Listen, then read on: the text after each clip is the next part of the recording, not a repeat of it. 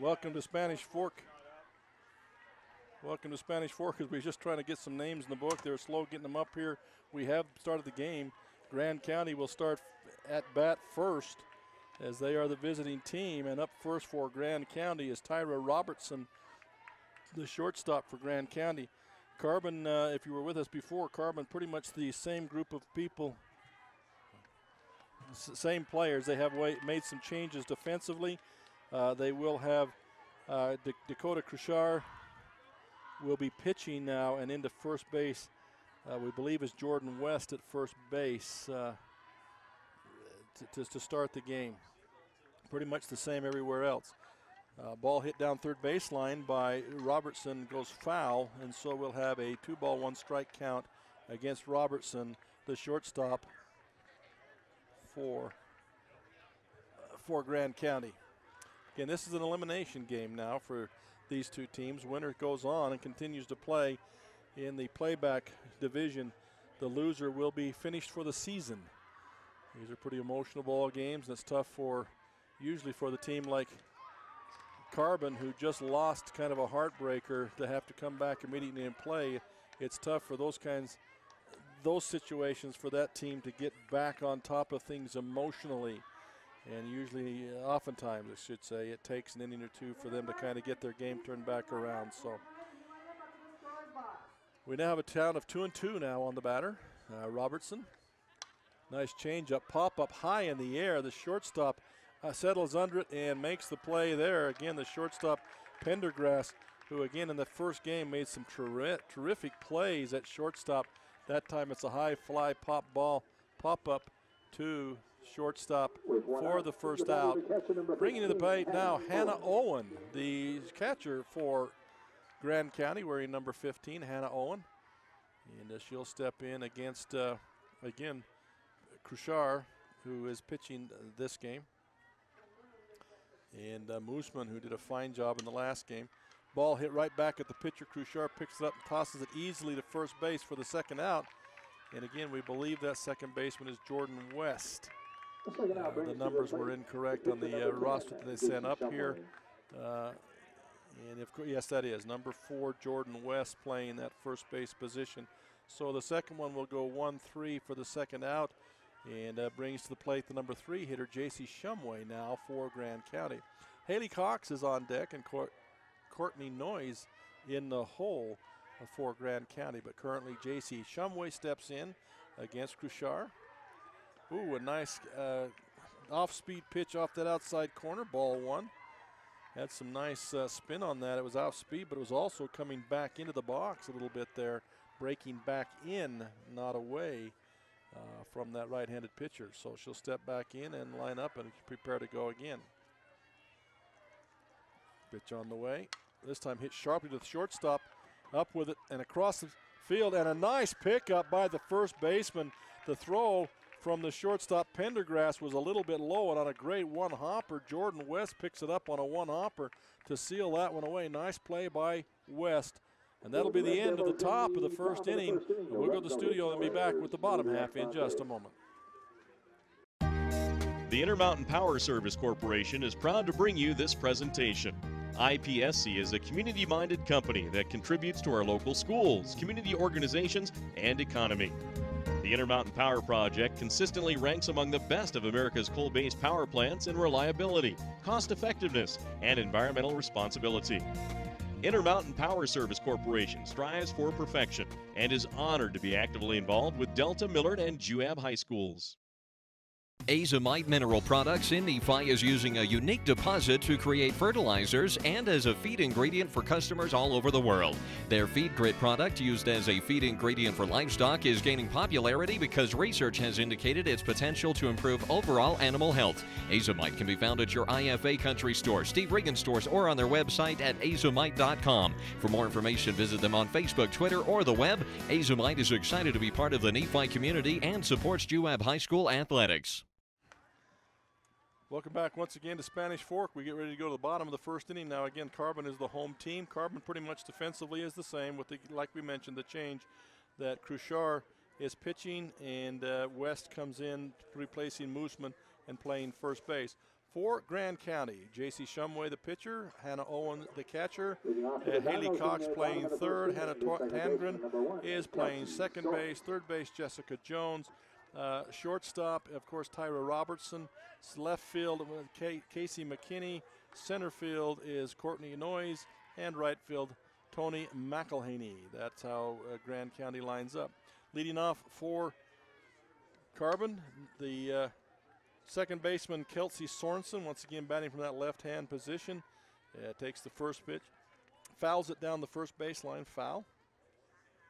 Again, the pitching for Grand County, J.C. Shumway, brings it, high. Squared to bunt was Sorensen, but she pulls it back. The pitch sails high and over the head of the catcher, and it'll be a ball 1. So 1-1 the count.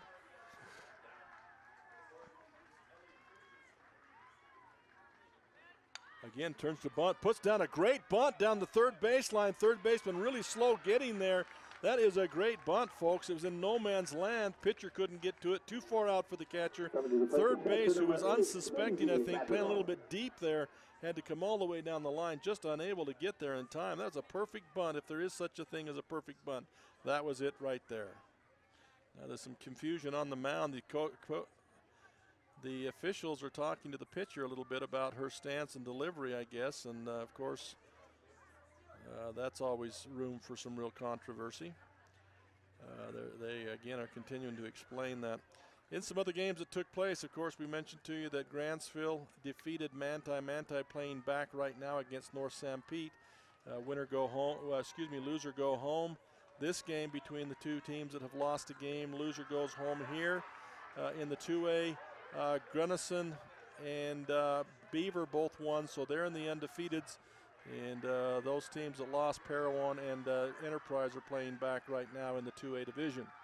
Okay, we got it all worked out. We're back to the game. High and outside is the pitch from Shumway. Ball 1 to the batter, Madrigal, Lindsay Madrigal. Again, a great catch. Did a great job catching. Then was replaced, I think, by Cripps catching. But she's listed again as the catcher right here. A ball gets past the catcher, and Kelsey Sorensen able to trot down to second base with a passed ball. We'll put that as a passed ball or a wild pitch. It was not a stolen base.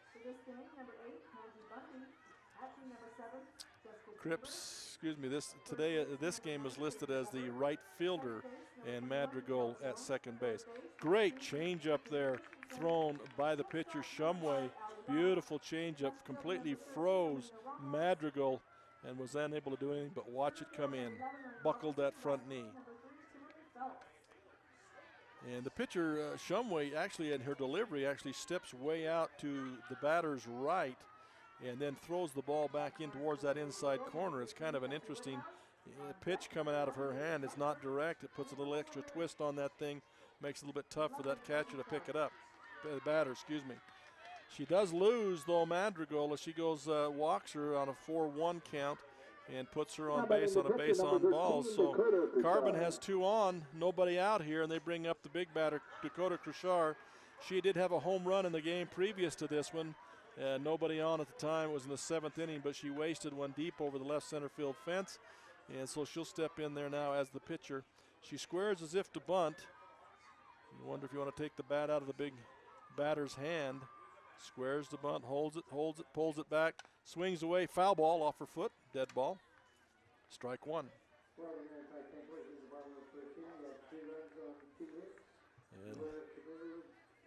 And the pitcher and the catcher got to have a bit of a discussion. I don't know if they're missing signs or what, but they have a bit of a discussion.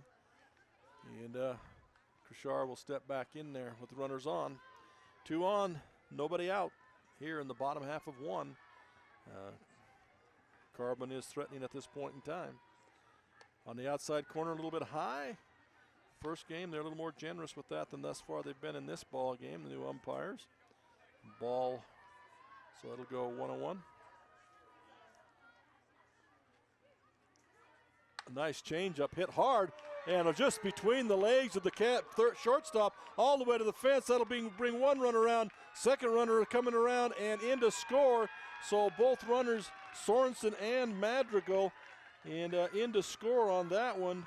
And a ball hit right at the shortstop, but it was coming hard enough The shortstop kind of tried to step up and over that thing, and it went right between her legs and under her glove all the way to the fence for a 2-run. I don't know if we can call it a double. We almost have to call that one an error. I'm not sure what the official scorer gave her. E6 on that one because she just went right between her legs. Those kind, you're always afraid they're going to jump up on you, and so you kind of raise up involuntarily a little bit, and it went right, and it stayed down and went right between her legs all the way to the fence. So 2-0 the score now for the Carbon Dinos as they strike quickly here, and they've got nobody out. They've got 2 across. They've got a runner at second base in Cruchar, and they got Caitlin Cripps at the plate, the number 4 hitter. Ball 2 to the hitter as that one goes outside. Grants County pitcher has good speed and good movement, but she's having trouble with a little bit of control here. She's kind of all over the plate, all over the place. And that one's going to be high and outside. Again, this umpire not as generous with that outside corner, and it's frustrating. You can see the pitcher right now is a little bit frustrated. She's not getting that call on the outside corner, but you got to figure out what the umpires are calling and what they're not, and then play within that. Now she'll step off now and then come back to the plate. 3-0 the count. That one's high, no question on that one. Ball 4. And the pitcher is really frustrated right now. You can see that in the way she delivers and the way she moves around out there in the mound in the circle. Very frustrated right now. 2 runners on, 2 runners in, nobody out. McKenna Pendergrass has come to the plate now, and Pendergrass had a good game in the last game offensively, did some good things, and defensively had some tremendous things. So that's a pitch on that outside corner. That one they'll get the call, strike 1. Called strike. Again, Sorensen and Madrigal have already scored. Cruchar and Cripps are on the bases. Nice changeup, laced into right field. Nicely played. Kind of some sun problems out there. The right fielder came in, then started going back and jumped and caught it as it looked like it was about to get over her head. And that'll be fly out. That's the first out of the inning.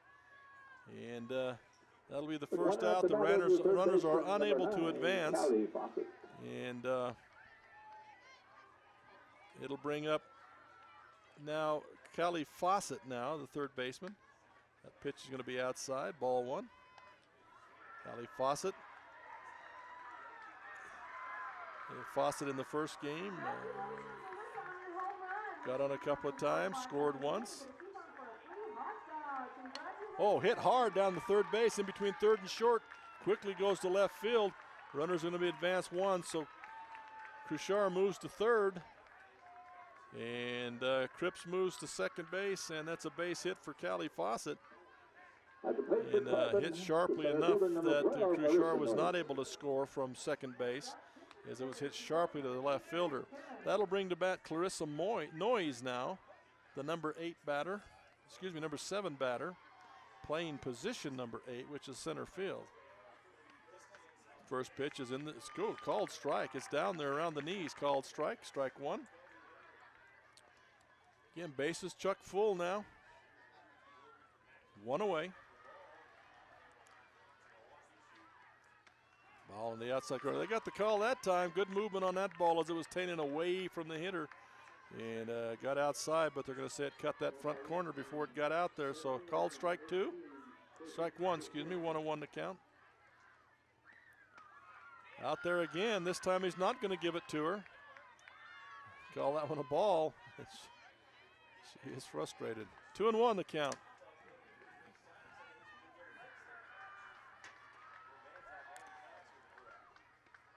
Way outside again, ball. 3-1. 3-1 the count, 1 away. Nowhere to put her now. They can't put her on. Clarissa Noyes, and there's no bases left. They're chuck full. So last thing she wants to do, Shumway wants to do, is walk one here. Slow changeup. Quickly comes to the plate. The first baseman for Grand County with a smart heads-up play, runs across, cuts it off. Haley Cox comes home and gets the runner at home. So smart play for her there. Other runners move up. Fawcett moves to second. Cripps moves to third. But Cruchar was cut off at home. So that will be the second out of the inning right there. as a 3-2 as she came home with it to the catcher. Smart play on a force at home. At the plate now with a called strike is Kennedy Nelson, the number 8 hitter. Kennedy Nelson playing left field for the Carbon Dinos.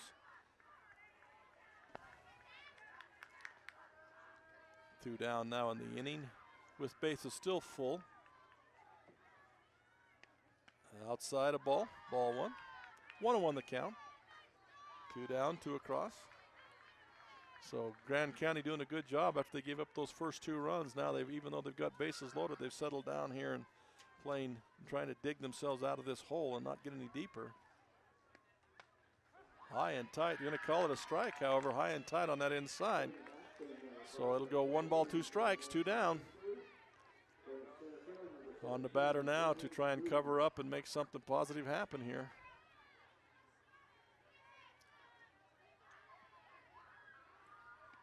Way outside ball. 2-2-2 now, and 2 runs, so it's 2s everywhere. 2 balls, 2 strikes, 2 outs, 2 across.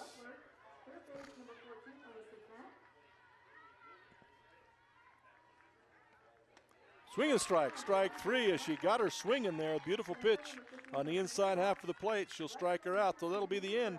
Even though they slowed the bases, they're unable to score a run after the first 2, and that'll be the end of 1 inning. 2-0 the score for the Carbon Dinos. We'll be back in just a moment. The Beaver Medical Clinic has built a reputation of providing compassionate health care for residents of Beaver and Iron counties.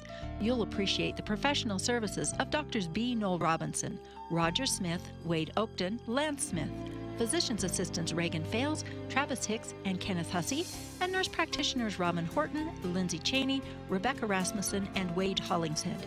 The Beaver Medical Clinic offers affordable health care and convenient payment options, with offices in Beaver, Milford, and Parowan. You ever look up at the stars and wonder, how do they pack all that taste into these charbroiled sliders that start for just $1? Magic. Charbroiled sliders starting at just $1. Only at Carl's Jr. and Hardee's. If you got $5, you could get like 9.96 inches of sandwich. Woo! Or you can get a real meal with a charbroiled double cheeseburger, dog, fries, and a cookie. The $5 All-Star Meals, only at Carl's Jr. and Hardee's. Welcome back once again to Spanish Fork. We get ready now for the top of the 2nd inning. In the 1st inning, Grand Red Devils went down 1-2-3, got nobody on, and made an easy inning of it. We'll start the 2nd inning with Haley Cox now as the leadoff batter. She's actually the 4th batter, but she'll lead off in this inning. And will be followed by Courtney Noyes, the center fielder, and then Hannah Tangren in the hole, the 2nd baseman. So that's how they'll start out this 2nd inning. Again, Carbon able to get 2 across in that inning on a couple of hits. Leading off the top of the 2nd inning for Grand County, the first baseman, number 17. They left 3 on base. So wanted to get a few more of those across, unable to do so. Haley Cox, again, leading off. Pitch on that outside corner, no, ball 1.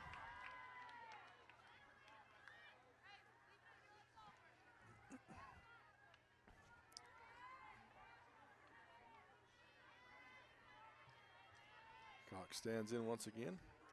Ball hit sharply, just past the outstretched hand of the 2nd baseman. Around first goes Cox, and going to come into 2nd with a stand-up double there as she gets the ball rolling. Haley Cox with a nice hit into right center field for a double there, stand-up double, and she gets something going here. Now we bring Noyes to the plate. Courtney Noyes with a chance now to cut into that little lead that Carbon has built up. Pitching Cruchard for Dinos, and Courtney Noyes stands in there now with Haley Cox at 2nd base now. First hit of the game for Grand County. Little cutter on the outside corner there, breaks it back in actually a little bit. Strike 1 against Courtney Noyes.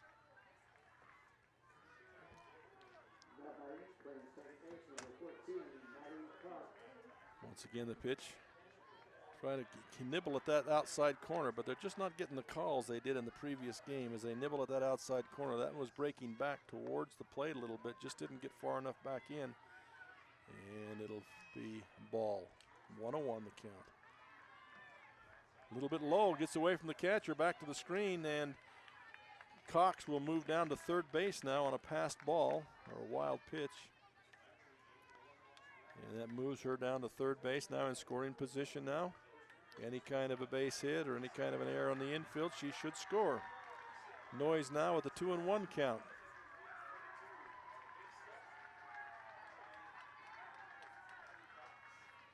Coming to the plate. Hit again, same place. This time it's going to get, doesn't quite get through. Nice play by the center fielder to cut it off, but the run will score. Haley Cox will come in to score and put a run on the board for the Grand Red Devils, and a nice hit by Courtney Noyes. Again, it went basically the same place. It was just on the ground instead of in the air, and was able to be cut off by the center fielder for the Carbon Dinos, Clarissa Noyes.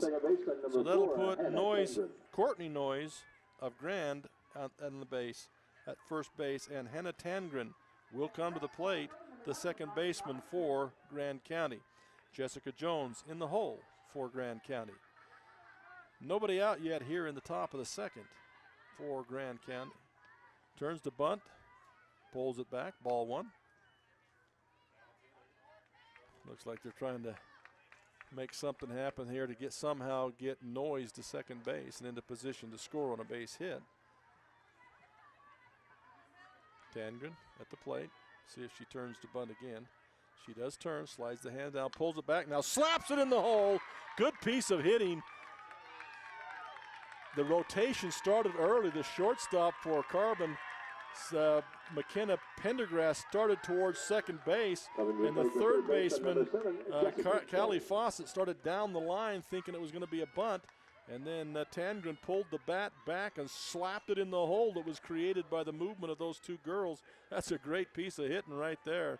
It moves Noyes to second base and Tangren to first, so 2 on, nobody out and 1 across here in this second inning. This time they put the bunt down. It's going to be called a foul ball or a dead ball. Hit the batter in the box. Looked like it had a chance to roll fair, but the official had already called dead ball, so he'll come back and try it again. Strike 1.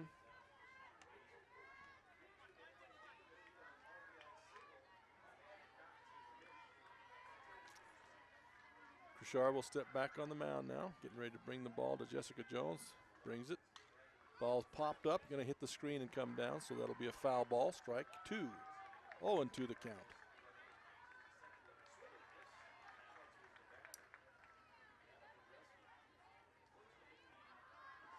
So once again, nobody out here. The first inning was 1-2-3 for Grand Red Devils.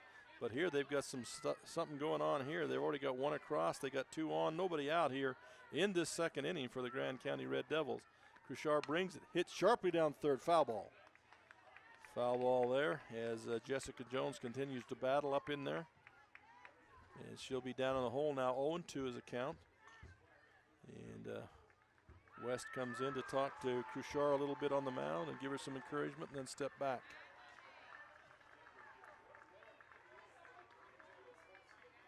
Kushar will step back up on the plate, mound. They've got the runner at second base. Notice them giving signals to the batter. It's a shot into center field, going back as the center fielder makes the catch. But the runner at second base had to come back and tag up and was unable to advance there. So that's a fly out to Jessica Jones. That's a hard fly out, though, for the first out of the inning. So they still have a chance here, as that's just the first. But it's interesting to watch the runners at second base trying to steal signals.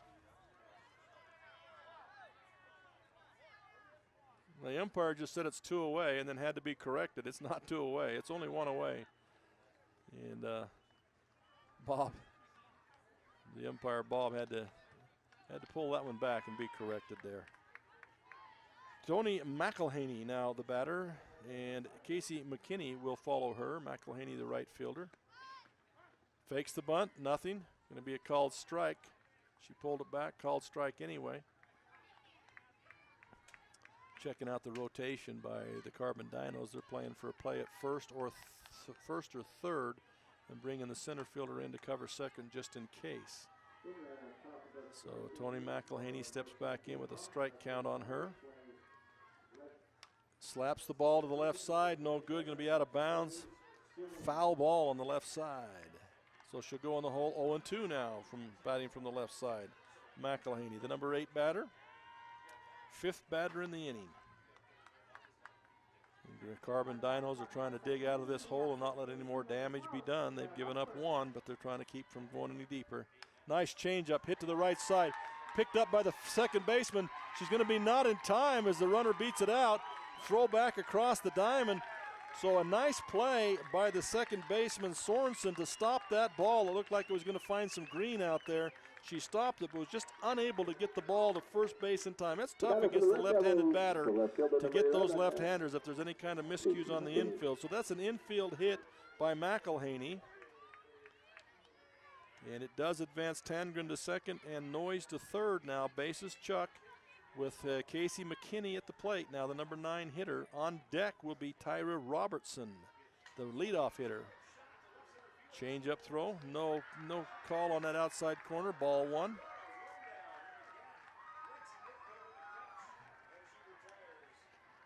And McKinney will step back in against Kushar. Kushar bringing it now to the plate.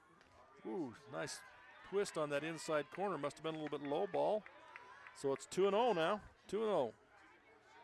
And you don't want to put yourself in this position because it seems like it gives the batter all the advantages and benefits because you can't afford to walk one here. You got the bases full and only 1 out. You got to throw a strike somewhere on the edge. Make him chase it if you can, but it's got to be on the edge.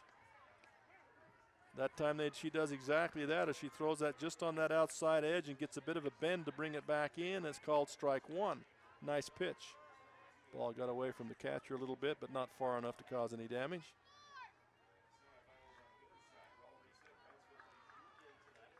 And here comes the pitch again from Kushar. Right down the middle. Must have been low, though. It's pretty pitch down the middle. 31 now the count. 3-1 the count to McKinney, the number 9 batter. And again, there's nowhere to put this young lady. You got to make her swing that bat somehow. 3-1 the count. Got to make her swing that thing.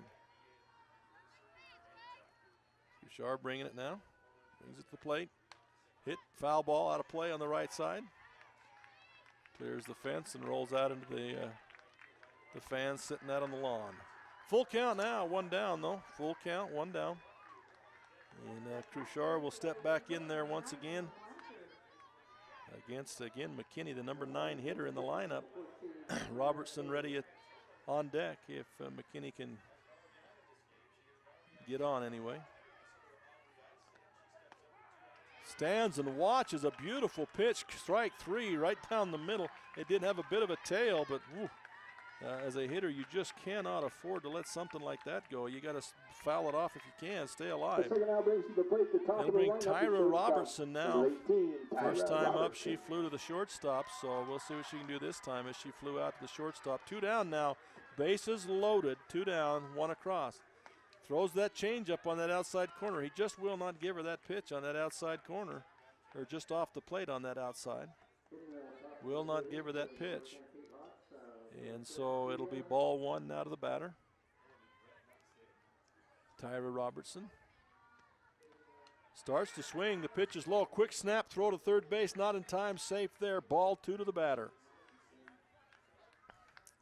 So Kushar is throwing a lot of pitches. I mean, she's going deep in a lot of counts. She's able to survive it so far, but she's going deep in some counts. Throwing a lot of pitches out there. Now she got a staring contest going on with the batter. Now she'll step in. Again, the leadoff batter, Tyra Robertson, at the plate. Hit sharply back at the pitcher. She knocks it down, Kushar, across to West, and that will stop the threat. Bases loaded, but they only get 1 out of it, so we'll go to the bottom of the second here when we come back. Again, Grand County trailing Carbon by a 2-1 score. We'll be back in just a moment. Coming to the Juab County Fairgrounds this August is country group Restless Heart in concert. Get tickets now at juabcountyfair.com. Get advance tickets now for Restless Heart in concert at the Juab County Fairgrounds at 7:30 p.m. on Thursday, August 9th. Floor seating is just $30. Reserve seating $20. Get your tickets now at juabcountyfair.com. Don't miss Restless Heart in concert August 9th in Nephi, Utah. Get tickets at juabcountyfair.com. My name is Richard Anderson. I'm one of the general surgeons working at Central Valley Medical Center in Nephi, Utah. My trajectory was not into surgery at first. I decided to become a research scientist, but I had no opportunity to work with people. Since moving to this area, I have made lasting friends, lifelong friends, and I have enjoyed providing the same sort of quality surgical care that they can obtain in Salt Lake or Provo, but with more prompt and certainly more personal service.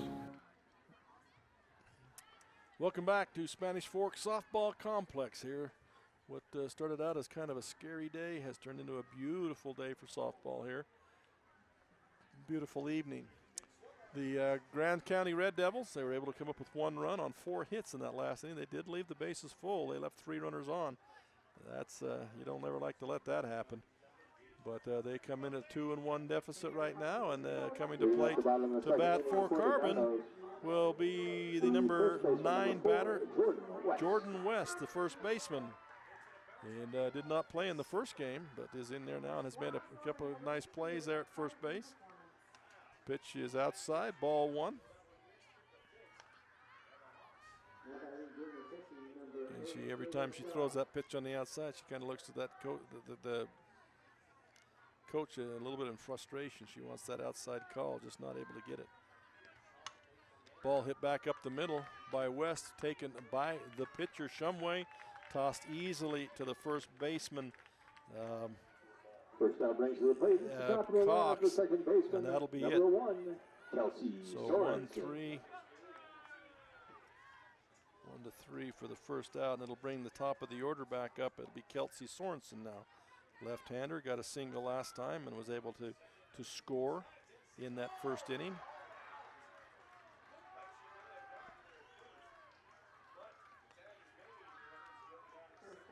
First pitch call is a ball. On deck for Carbon will be Madrigal. Oh, half-hearted attempt at a slap or a drag bunt really was what that looked to be. She turned squared as if to bunt the thing, then pulled it back up, and then as the ball was coming, she stuck the bat out and tried to kind of drag that down first. Missed everything, so that's a 1-1 count. Again, she turns, pulls it back, slaps it towards second base. Second baseman up with it, comes across to the first baseman. Nice play there from Tangren across to Cox for the second out. So again, scoring that would be 4-3 for the second out. At the plate for the Dinos, the catcher, number 8, Lindsay Madrigal. Number 8 and Lindsay Madrigal comes to the plate now. Cruchard on deck, excuse me. Cruchard, the pitcher, on deck. Nice pitch there. This pitcher, Shumway, is one. Most pitchers have that they stand the same place each time. They used to tell them, you know, do this, move here to move the ball different directions. This pitcher, Shumway, does do that. She will move around on that pitcher's rubber to try and get advantages and angles to throw the ball inside, outside. And she'll do a little bit of that, moving around a little bit. Brings that on that outside corner, gets that one. That was straight on that outside corner. Nice pitch, 2-1 the count now. 2-1.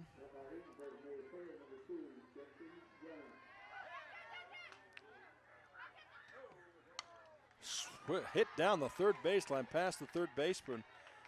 Before she could hardly even look up, the ball was past her. Nice hit by Lindsay Madrigal right there as she gets a single. Second time she's been on base. First time she got on with a walk.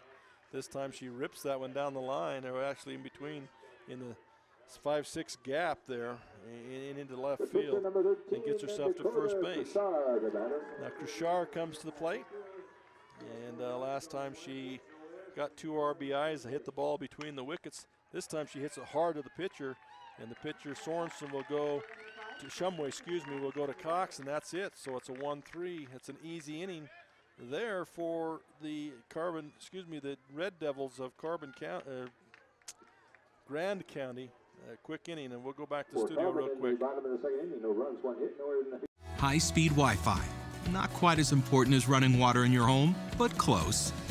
Centricom powers your Wi-Fi network with consistent speeds to keep all your gadgets going strong. streaming video players, laptops, tablets, even smartphones, so you're never stuck with those big cell data charges.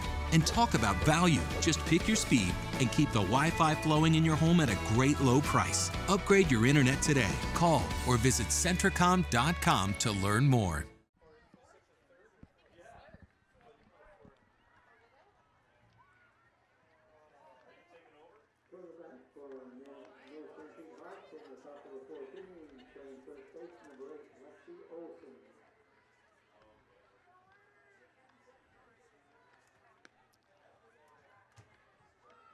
Welcome back, I think. We may have been on the air. It's a good thing I didn't say anything I shouldn't have said. Weren't sure we were back.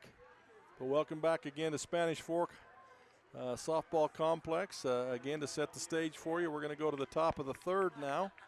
Things progressing rather quickly, top of the third. And now we have this, the state is represented in the house. Brennan Jackson is here to make sure we do everything right. So far, he doesn't like anything he's seen so far. We appreciate him being here and telling us what to do right. Brennan Jackson, great supporter of young people and all that he does, and now in the state office, and we appreciate him being here. We'll start at the top of the third inning now, and coming to bat will be Hannah Owen, the catcher for the Grand County Red Devils. And on deck will be J.C. Shumway, the pitcher, and Haley Cox in the hole. Those will be your top three batters starting this inning here. And again, 2-1 to score, top of the third inning. Carbon on top, 2-1. Nice change up there, dribbled down the line, going to go foul. And they'll have to come back and try that again. Will be Hannah Owen coming back and starting over in that one. Hannah Owen came up in the first inning and was thrown out, hit one sharply back to the pitcher, thrown out at first base for the second out of the inning in that first inning. Kushar back on the mound again in the circle. On the outside corner, slapped out there, foul ball by Owen. 1 ball, 1 strike.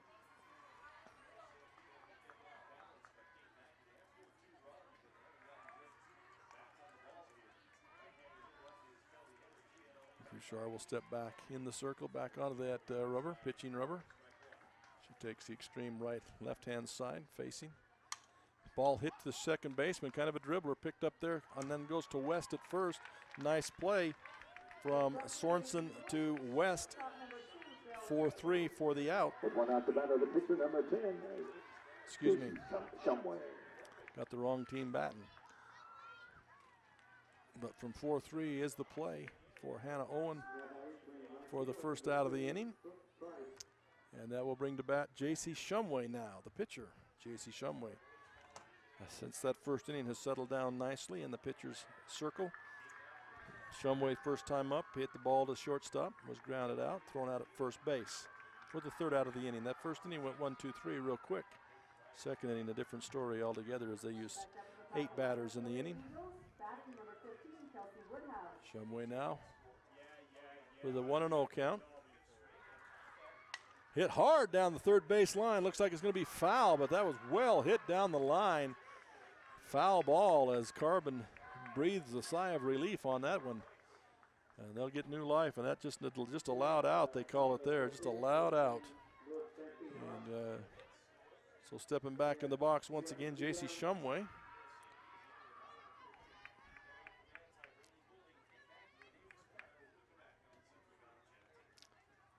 Shumway stands in now, the 1-1 count. Nobody out. Excuse me, 1 away here in this second inning.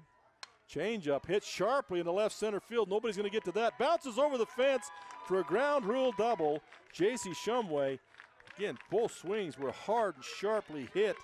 The first one went foul. That one is a ground rule stand-up double by Shumway, putting her at second base and brings Haley Cox to the plate. And Haley Cox, last time she batted, she got a double and ended up scoring the only run that Grand County has to this point. So she's shown she can hit Kushar.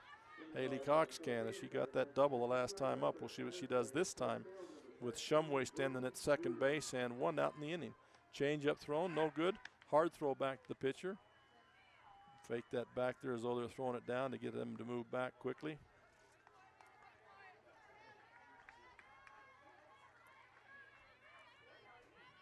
So she'll step back in. Cruchar coming to the plate. Right down the middle. Nice pitch. Called strike. This time they go over the top to second base. Second baseman just gets there in time, unable to make the play. But that time they went back over the top of the pitcher to the second baseman. I believe that's designed to get him to sleep and then throw that one down deep there. Hard hit down the line. Woo, what a swing by Haley Cox. Again, it's foul, but what a shot down the line. I think the left fielder's going beyond the fence to pick him up and throw him back in instead of just letting those roll once they go past the fence down there. So it's 1 ball, 2 strikes now against Haley Cox, number 4 hitter for Grand County, and heck of a swing there. She got a double the last time up. Whew. Foul ball back against the screen. Hard swing. Boy, she swings hard. So it'll still be 1-2 the count. Still 1 away, 1 runner on.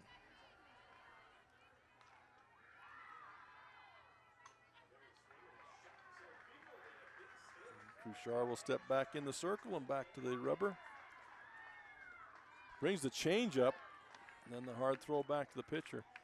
The way Cox swung on those last 2 pitches, she tried to gain the little change up to get her off because she's swinging so hard and so fast.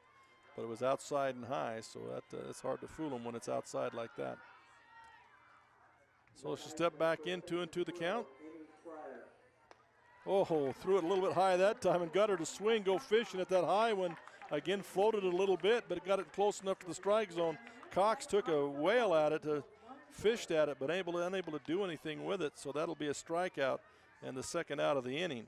With 2 outs, the batter, the center fielder, number 6, Courtney Noyes. That will bring Courtney Noyes to the plate. She got a single her first time up. Going to give the called strike on the outside corner. Strike 1 to Noyes. Noyes, the center fielder for the Grand County Red Devils.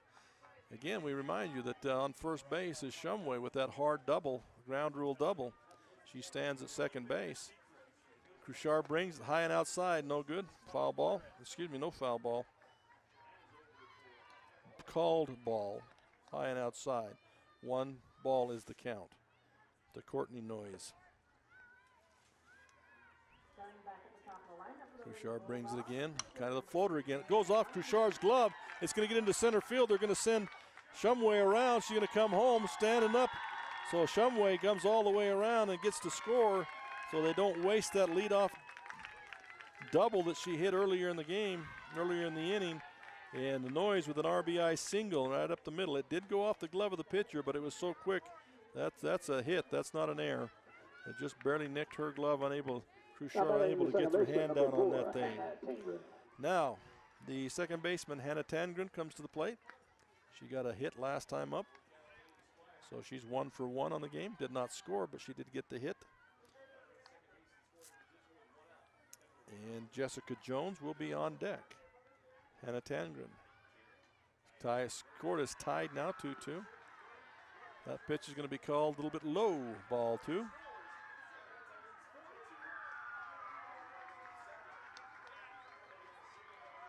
So the number 4, Hannah Tangren, 2-2 the score. And Noyes on base, on first. Again in the dirt, low, ball. Remember, this is an elimination game. Winner here will stay on and keep playing.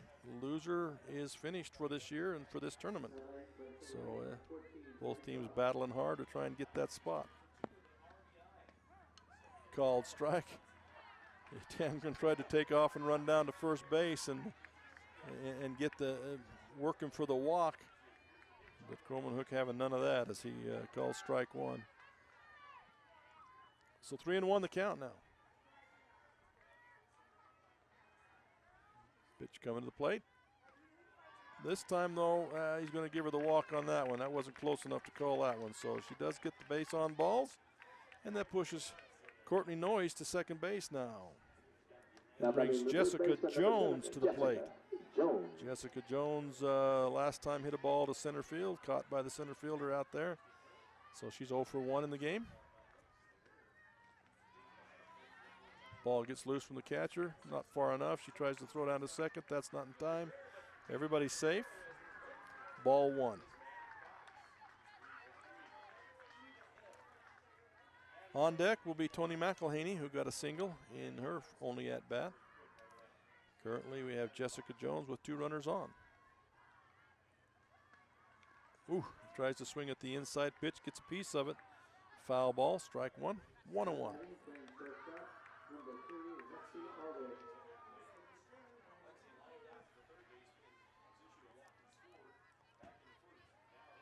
Here we go now. Bouchard stands in there. Brings it outside, ball. So that's a ball. Be 2 balls, 1 strike now. Count.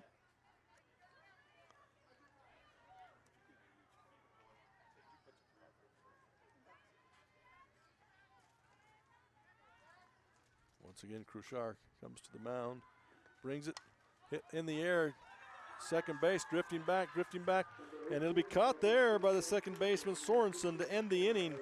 So they give up another one, but they survive and leaving a couple of runners on base, but they survive only giving up that one as Jessica Jones flies out to second base, and that'll be the end of the top half of the second inning. We'll be back with the bottom in just a moment. The trail is calling. Every turn, hill, and fallen log is screaming your name. And you're ready because you have the right type of power and agility to answer the call. Introducing the Honda Pioneer 1000 with best-in-class 999cc engine and the industry's only 6-speed fully automatic dual-clutch transmission.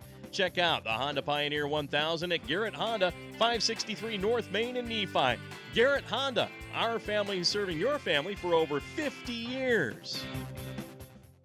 I'm Reed Skinner. I'm an OBGYN, recently transferred here to Central Valley Medical Center in Nephi. I'm excited to bring to Nephi the experience and the training that I've had in helping to take care of women through all stages of life, from low risk to high risk pregnancies or infertility, family planning, all the way to postmenopause and the management of that time frame. I also specialize in minimally invasive surgery. I'm excited to be here in Nephi and partnering with Central Valley Medical Center, providing the best possible care we can for women through all stages of life. Welcome back once again to Spanish Fork. We're getting ready to down to the bottom of the third inning. Bottom of the third with a 2-2 tie now. As Grand County able to score in the top half of that inning as they make something happen in the last. Gets one in the second, one in the third now. And for Carbon, they got both of theirs. Their first 2 hitters of the ball game were able to score. And so that's how it stands now, as first pitch to the batter, Caitlin Cripps, is a soft twisting ball on the outside corner. She gets a called strike on that corner, but just a gentle curve on that outside. This one throwing much harder. Does get the call this time on that outside corner. And two strikes against Cripps now. Caitlin Cripps. 0-2 as she steps back in there. Cripps was able to get on and get all the way to third in her first at-bat. And that was in the first inning. And she stands back in now. A ball, 1-2 the count.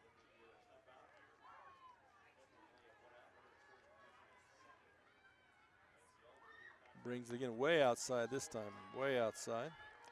So it's 2-2 the count now, 2-2. Caitlin Cripps digging back into that thing as she started out 0-2. Now she's back to 2-2. Whoa, and she swings at a high, tight one. That's a little bit chin music up in there. Swings and misses everything. So that's a K, a strikeout. And the first out of the inning for the pitcher, Shumway. With 1 out, the batter, the shortstop, number 7, McKenna Pendergrass. Now coming to the plate, number 7. Position number 6, McKenna Pendergrass. And again, defensively, she has been stellar in this ball game, or in this tournament that we've seen thus far.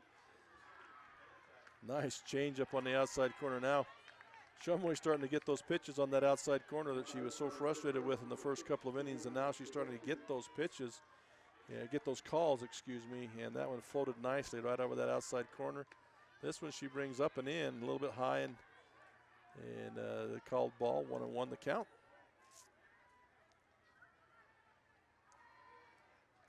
So Pendergrass standing there with 1-1 count.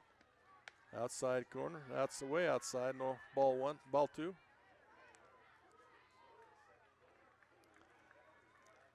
So nobody on base. 2-2 the score, bottom of the third. Throws this change up in there, hits sharply back to the pitcher Shumway. She comes up with it, runs over, and then tosses it to to Tangren for the second out of the inning. So that would go to 1-3, second out of the inning. So again, after the first inning where they brought 8 batters to the plate, the second and third inning now they're all barely 6 batters in the next 2 innings. And so Sorensen really shutting them down now. Again, a pitch on that outside half of the plate. Pretty pitch on that outside half. And that's a called strike.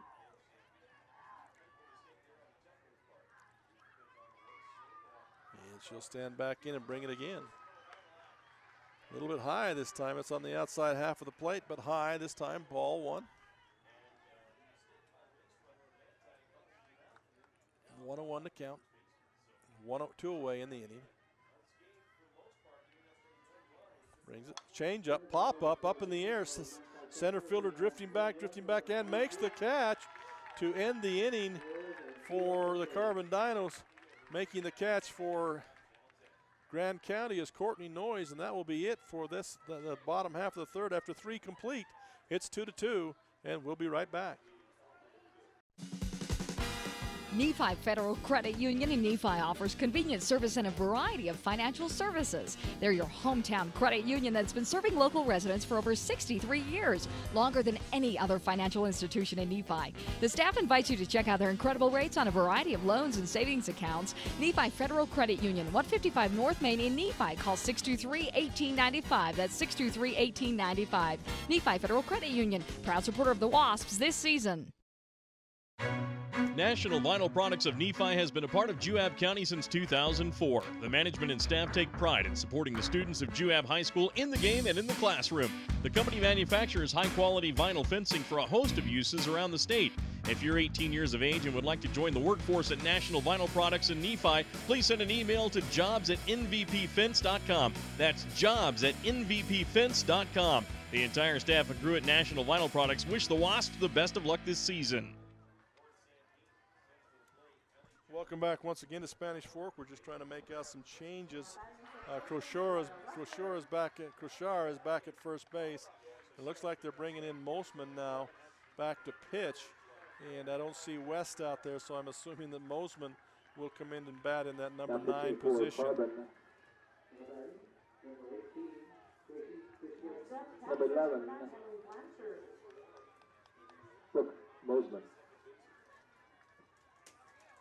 So Mosman will come in to the number 1 spot, and Crochar will go back to the number 3 spot. I think everything else pretty much stays the way it is. And she'll come up now with a score 2-2 here in the top of the 4th, and she'll face the number 8-9-1 batters. And Tony McElhaney will be that first batter. She comes in. McElhaney's going to get the called strike on the outside part of the plate. And so Casey McKinney will be on deck, and Tyra Robertson will be in the hole and to start this 4th inning. Hit down the line, looks like it's going to go foul just a little bit. A nice way to turn on that ball by the hitter, Tony McElhaney.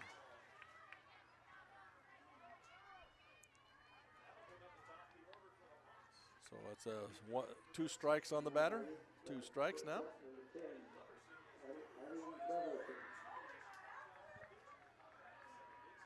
And waiting for the right fielder to get back into position here. All waiting. Mosman come in like we've seen that first game and kind of held Union down quite a bit, but Union still got the win, but did a nice job of throwing. She comes back here in the 4th inning now. That's a ball, 1-2 the count.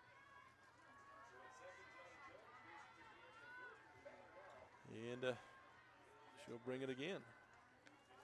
Swing and a miss by the batter. Strike 3. Got that up a little bit, and the batter trying to defend, unable to get any kind of contact with it. That's a strikeout. First batter, first strikeout for Mosman. 1 down here in the top of the 4th inning. With 1 out, the batter of the left fielder, number 11, Casey McKinney. Coming to the plate now for Grand Red Devils will be Casey McKinney, the left fielder. Casey McKinney struck out in the second inning, her only time at bat. Whoa, and Mosman threw one to second base. I believe that was called a strike. No, not really. On her swing to bring the ball, she lost control of it. The ball hit right behind her and rolled back to second base. So that's going to be called a ball, obviously. Ball one. Heck of a changeup. It was so slow it went the other way. Next pitch is going to be high and outside. Ball two.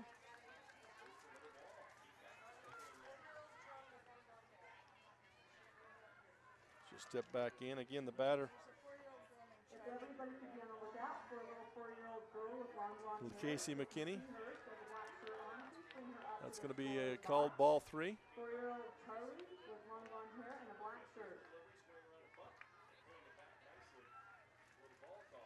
And, we're looking for a 4-year-old little girl named Charlie. She has blonde hair and a black shirt. If you find her, we'll give you a prize. Called ball four now. Puts a runner on base. Casey McKinney. Walk your number 9 hitter. Bring back the top of the order. Top of the order is Tyra Robertson. Thus far, Tyra Robertson is 0-2 on the game. And she'll stand in there with a runner on first base. Number 18, Tyra Robertson. So Mosman, after throwing so well to McKinney, McElhaney, and then walks McKinney. So struggling a little bit. She'll step in now to Tyra Robertson. Robertson brings it hit high in the air towards second base. It's over the second baseman's head. Right fielder's calling for it. Comes in just about overruns that, but she's able to reach back and make the catch. So nice play by the right fielder for Carbon in the person of Caitlin Cripps. Nice job by her. Caitlin Cripps has been all over the place. She's pitched, she's caught, now she's in right field. So getting the work done for the Carbon Dinos. Second out of the inning. That'll bring Hannah Owen to the plate. Hannah Owen is 0 for 2 on the game. First pitch a little high, ball one. Snap throw to first, not in time. So everybody's safe. So we'll go back to work with at the plate, Hannah Owen again. 1-0 the count. And she'll step back in. And Mosman brings it down the middle, hit hard back to the pitcher. She picks it up on a one-hopper, flips it over to Crochard, and that's it for the inning as they'll go down. They do leave a runner on base, but no damage done, and it remains 2-2. We'll be back in just a minute with the bottom of the fourth inning. Our team works hard to shape the quality of life wherever we live and work. These values allow our team to be the go-to source for rural entities. For integrity, honesty, and technical expertise, think of Jones and DeMille Engineering. With offices in Richfield, Roosevelt, Price, and Manti. Visit jonesanddemille.com or find them on Facebook. Since 1982, Jones and DeMille Engineering, your infrastructure professionals. I'm Dr. Chris Karish, orthopedic surgeon with a subspecialty in sports medicine. Central Valley Medical Center has state-of-the-art operating rooms and the latest orthopedic equipment to provide me with the tools to perform safe and minimally invasive procedures. I've had the opportunity to treat athletes from my own sons to the NFL. I provide a wide variety of treatments to get you back on your feet and enjoying your life. Come see us here at Central Valley Medical Center where we can treat you as a friend and not a medical record number.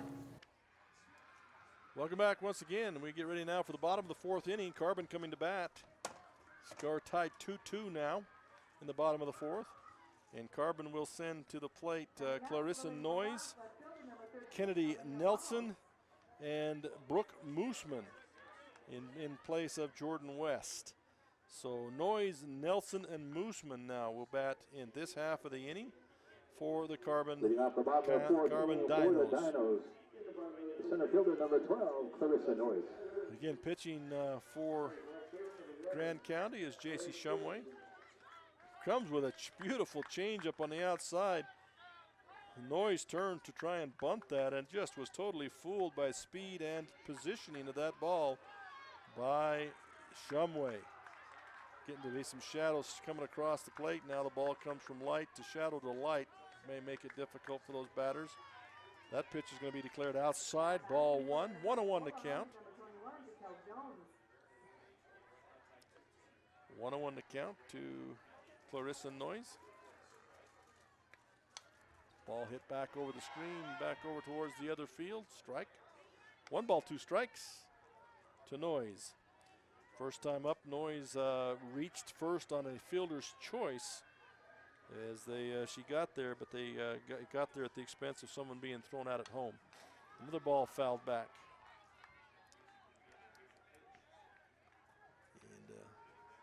And that she hit the ball to the first baseman who threw it home, get the tag out, the force out at home. So she reached, but it was on a fielder's choice.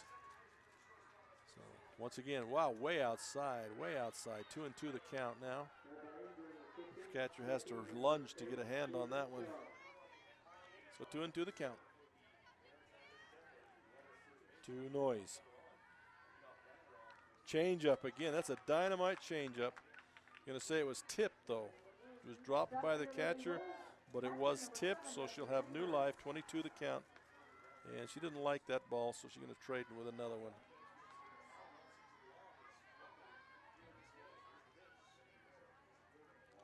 Shumway, again, since the first inning, has shut them down. The umpire called timeout. What'd they call?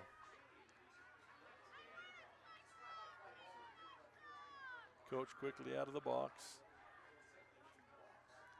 Called a balk. If you called a balk, that's a ball. That's what they're arguing with now, is that they called a balk. And she's stepping outside of that box. The coach is a little bit upset, you can tell that.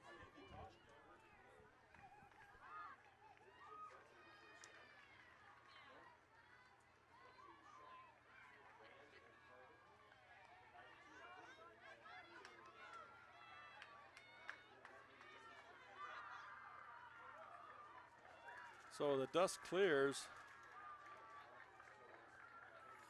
I'm assuming a balk was called there. He threw his hands in the air immediately. They're arguing about her delivery. He's trying to get the coach to go in the dugout now. He's thrown the coach into the dugout, telling him to be quiet and get in the dugout and stay there. He shouldn't be able to come back out of that dugout now.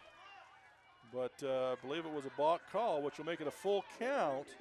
Something to do with the motion of the pitcher is what we could indicate from here. So she'll step back in, Shumway. And foul ball, hit back up against the screen by Clarissa Noyes. Stays alive at a 3-2 count. And again, the pitcher, Shumway, does an excellent job, but she does move around on that rubber. She'll throw from the right side, the left side, the middle. She will move around. And she does come outside of the parameter. I think they're supposed to be straight ahead. They can't come outside of the lines of the outside edge of that box, and she does step way out to her left side. And I don't know if that's what he called or if there was some other motion involved. But anyway, 3-2's the count. She fouls off another one. Noyes does. Stays alive for another chance. Shumway steps back away from the plate. Now will come back up. Starts out in the middle this time. Brings it. Hit line drive to the first baseman. Line drive, nice job. And she'll fly out to the first baseman. Clarissa Noyes goes down. After all that, she goes down to the first baseman. First out brings to the plate the left fielder. First out. Kennedy Nelson. Kennedy Nelson now will come to the plate. Kennedy Nelson, first time up, struck out. She'll step back in there, 0-1 on her attempt to the plate, 0 for 1. And once again, she'll bring it Shumway on the outside edge. Ball one.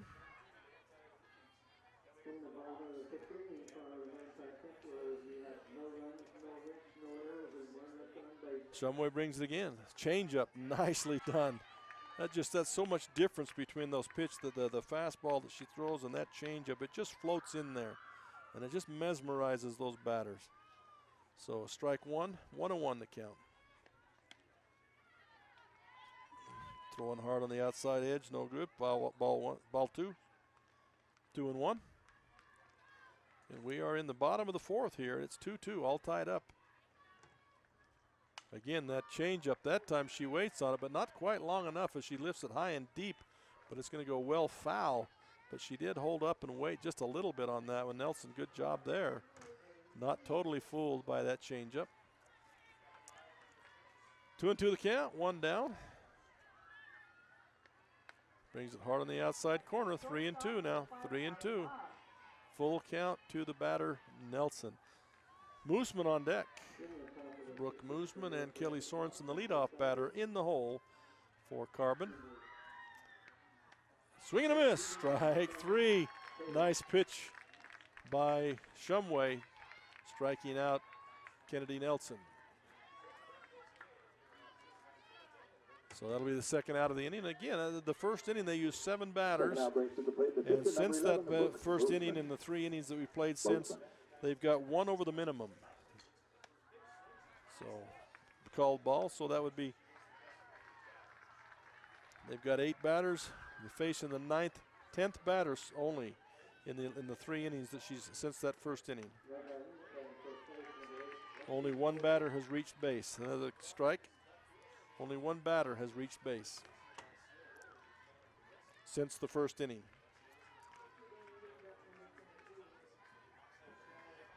Once again, Shumway comes, brings it. Change up again. Ooh, she waits back on it. Mooseman waits back. She finally gets the bat out and kind of slaps it foul down the third base line. It's such a difference. They're having such a hard time. They really can't wait back. The last 2 batters have waited long enough to get some contact, but not long enough to be able to hit it fair. Then she comes back with that high heat. Ball, 2-2 the count.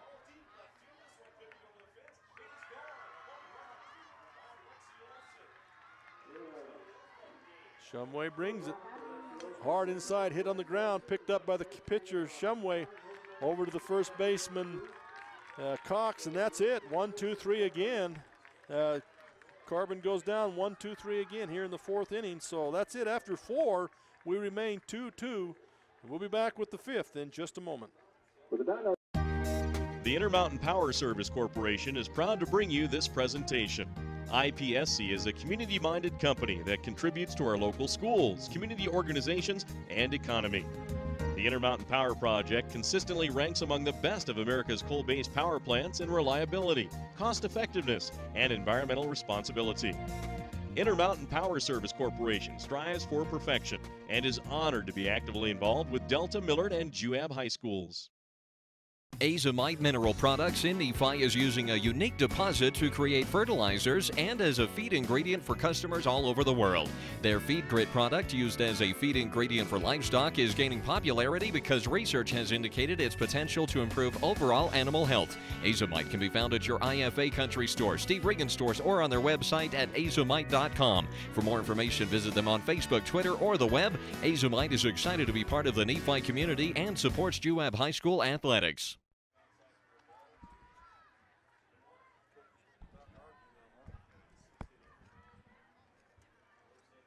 Welcome back once again.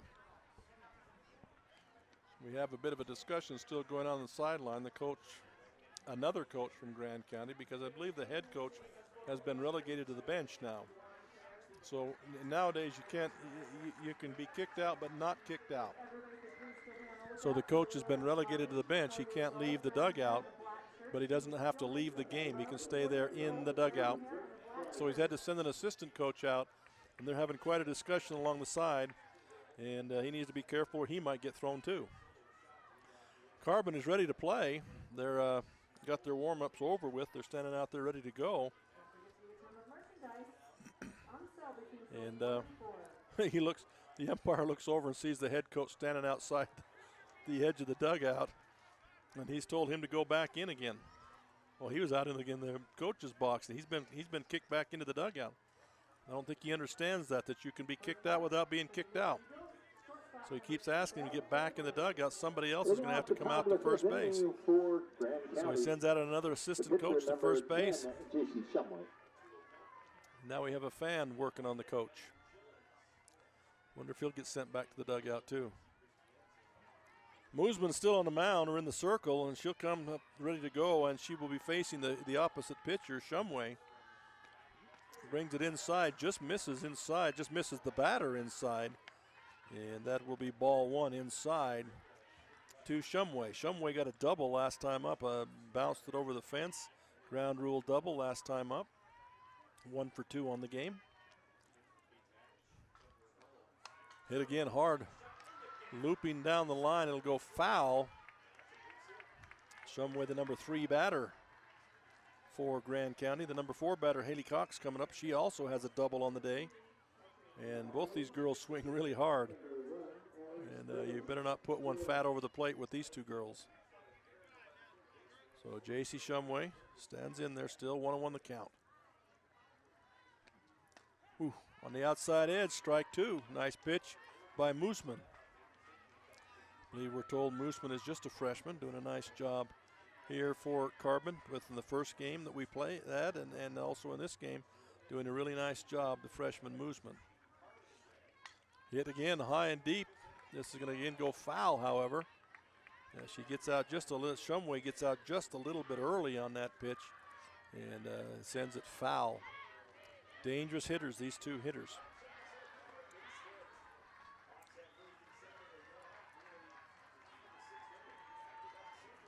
Duchesne in the 2A ranks is defeating Enterprise right now in the winner go home division. Another foul ball by Shumway. And Manti was beating North Sam Pete earlier in the game. Still ahead 4-3 now in their ball game between Manti and Duchesne in the 3A ranks. Again, all these games are elimination games, and everybody fighting for their lives in these games. Mooseman brings it, tries to change up on the outside corner, didn't fool anybody. It'll go 2-2 now. Not able to fool the batter, Shumway. Excellent batter, excellent player, this Shumway.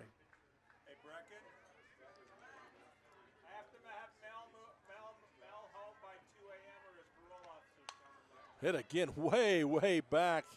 And again, Carbon is breathing a sigh of relief as that would have easily cleared the fence, but it's foul. So again, they survive that one, and they'll have to pitch again to this Shumway. He has limited time out of Salt Lake County, so watch it. So Shumway will step back in now.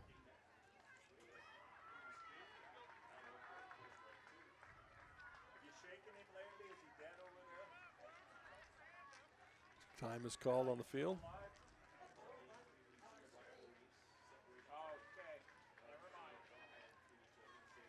Time is called. Now Mooseman will bring it. A little bit high. So Shumway has worked it to full count. 3-3 now. 3-2 now. A full count. Nobody on. Nobody out here. Top of the fifth, excuse me, you're right. Ooh, turn on it and hit it hard down the line. Boy, you want to keep it in there, though. Keep it in that inside corner. You don't want to get that out over the plate or she'll waste one in a hurry. Keep it on that outside corner. That's where that pitch was inside, and she turned on it and hit it foul.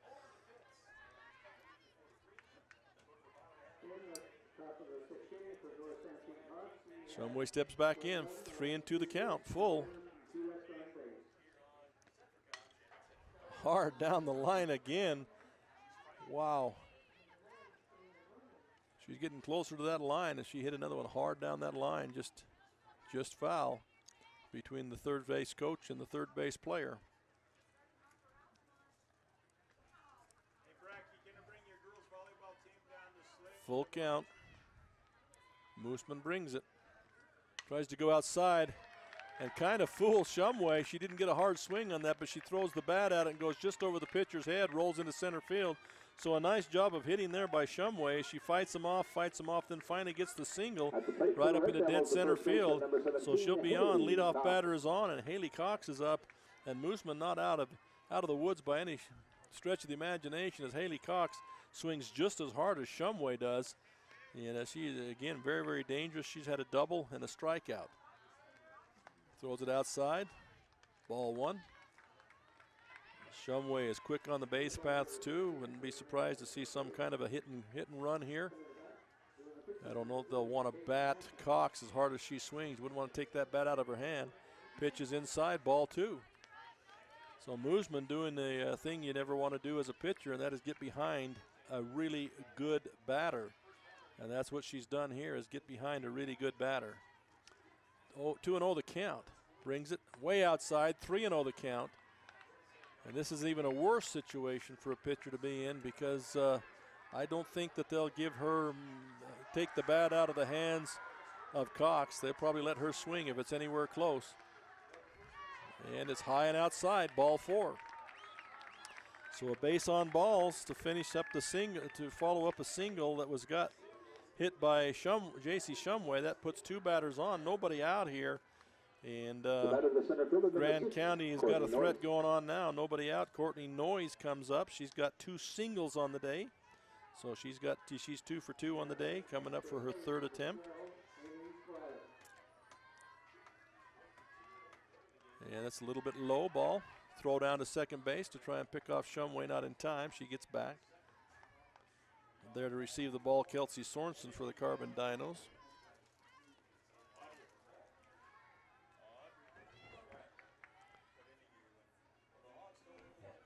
Hit into right field. It's a dying liner. It gets all the way to right field. The right fielder throws it back quickly. Now they've got a hang up between second and third. Runner comes home. Throw comes home. They've got Shumway in a rundown. Pitch goes now.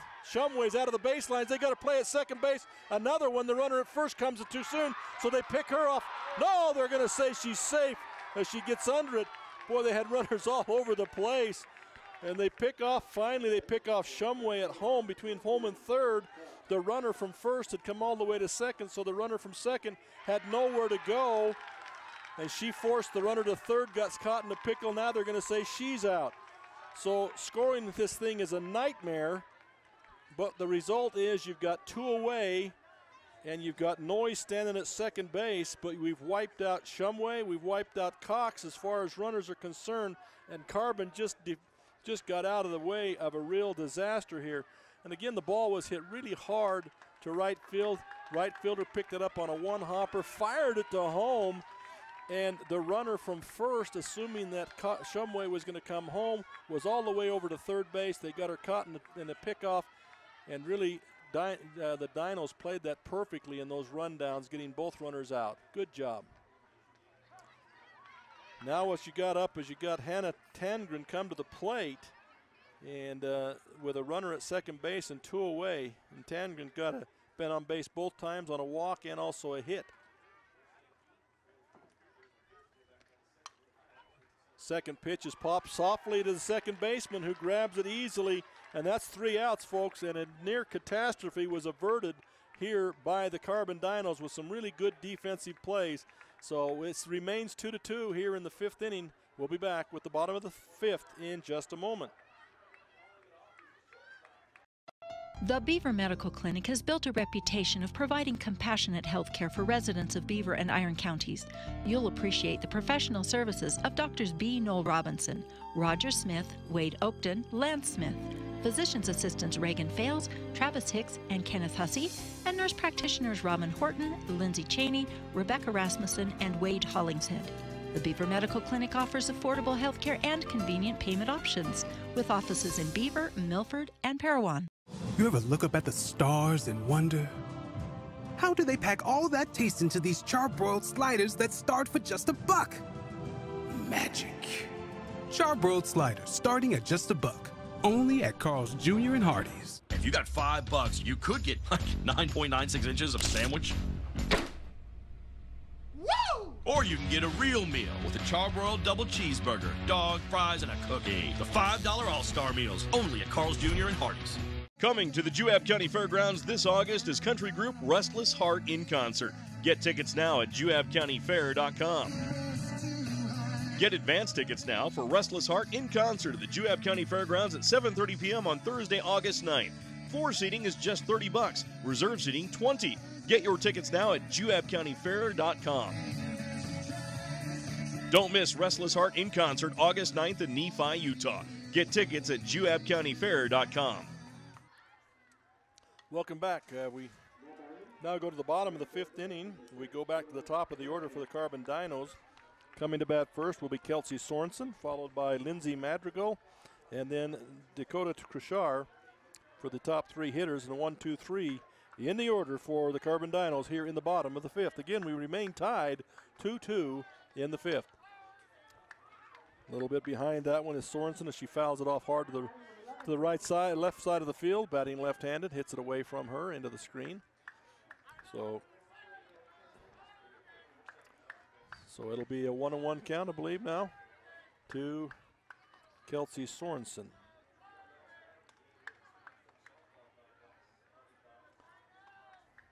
Carbon is the home team. This one hit sharply to second baseman. Two Hopper up with it and over across to first.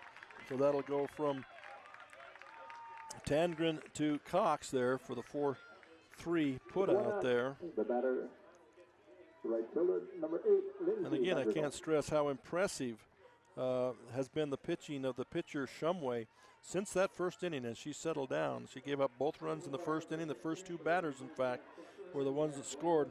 And since that first inning, again, she's faced one over the minimum that she possibly could and has been just excellent. Called strike there to Madrigal. The catcher, Madrigal, now wearing number 8, batting the second. Dakota Cruchar is on deck. Called ball there, 1-1 the count. Cruchar, if something happens, will be followed by Caitlin Cripps, playing right field in this game. Shumway brings it. Low and outside ball. And it's the shadows have to be causing trouble for them down there. That makes it difficult to see the ball as it passes from one through the other and back out again from up here. I imagine the batters may have a little bit of vision issues with that also. Catcher runs out and has a bit of a conversation with her pitcher. That's Owen. Didn't like something she was seeing. Went out to talk to Shumway. And now back and ready to go. And back in the box, Madrigal. Shumway brings it. Nice changeup once again. A little bit short this time. Dropped in the dirt.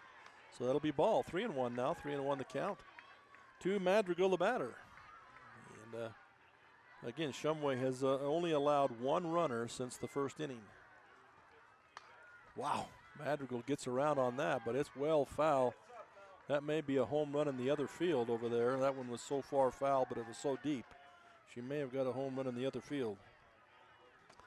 Count will remain 3-2 now, and Shumway will have another chance to go at Madrigal here. Sitting on the mound. She's going to come from the left-hand side this time. Right down the middle. She throws that off-speed stuff, and folks, it is dynamite. And she gets her swinging on a call on a strike 3.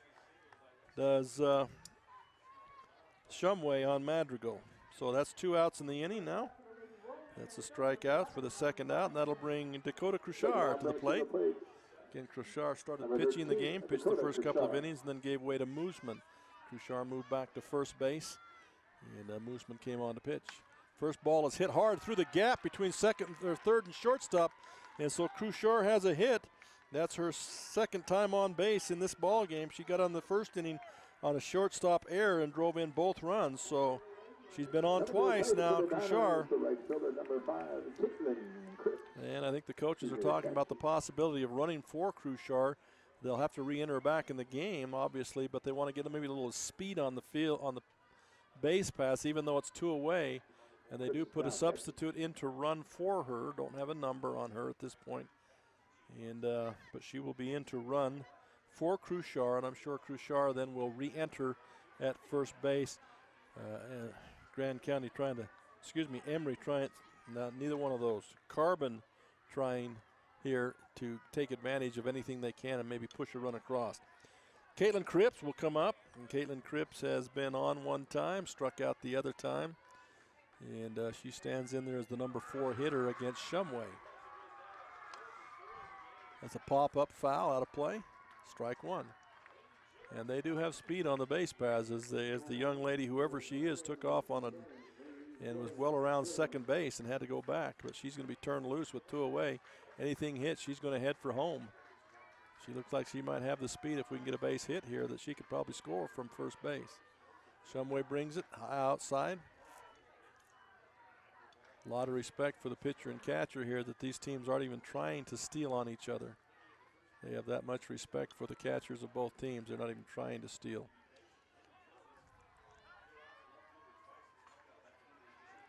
Ball on the field. They'll call timeout for just a second and get that ball off. Congratulations, Ronnie, on your home run. Please come up to the scores box after the game and get your coupon for a hot dog. So they'll step back in. They'll go back to the mound with Shumway. Cripps back in the box, ready to hit. Throws that changeup again in the dirt.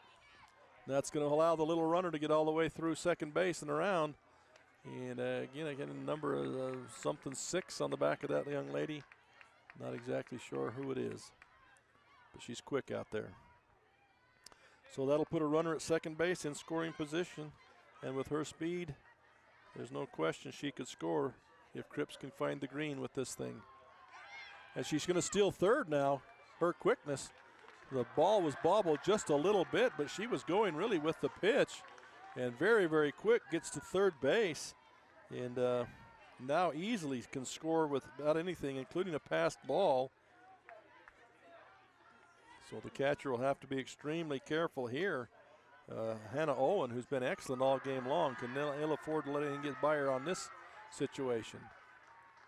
Again, they try and throw the change up, does Shumway. And that's going to be a ball 4, they're going to walk. And going to first base will be Caitlin Cripps as she draws the walk. The shortstop, number 7, McKenna Pendergrass. Puts runners on the corners, and with the speed of both Cripps and the little runner at third base, there's some real interesting scenarios and possibilities here. It brings to the plate McKenna Pendergrass. And we'll see if they try any shenanigans out there. They do not send her on the first pitch, and it's a called strike to Pendergrass.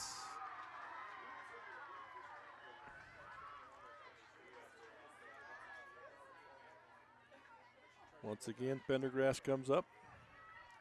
Shumway to the plate. In the dirt. Ooh, nice pick up there by the catcher. She does stop the ball. 23, Cora Luke is the runner out there. Cora Luke is the runner, we've been told. So the catcher was able to stop that ball, but it did allow Cripps to go to second base. Ball hit high in the air down the right side. It's going to get out. It's going to be out of play. Foul ball. And it'll remain 1 ball, 2 strikes. And as we mentioned, any kind of contact, those runners were on and going.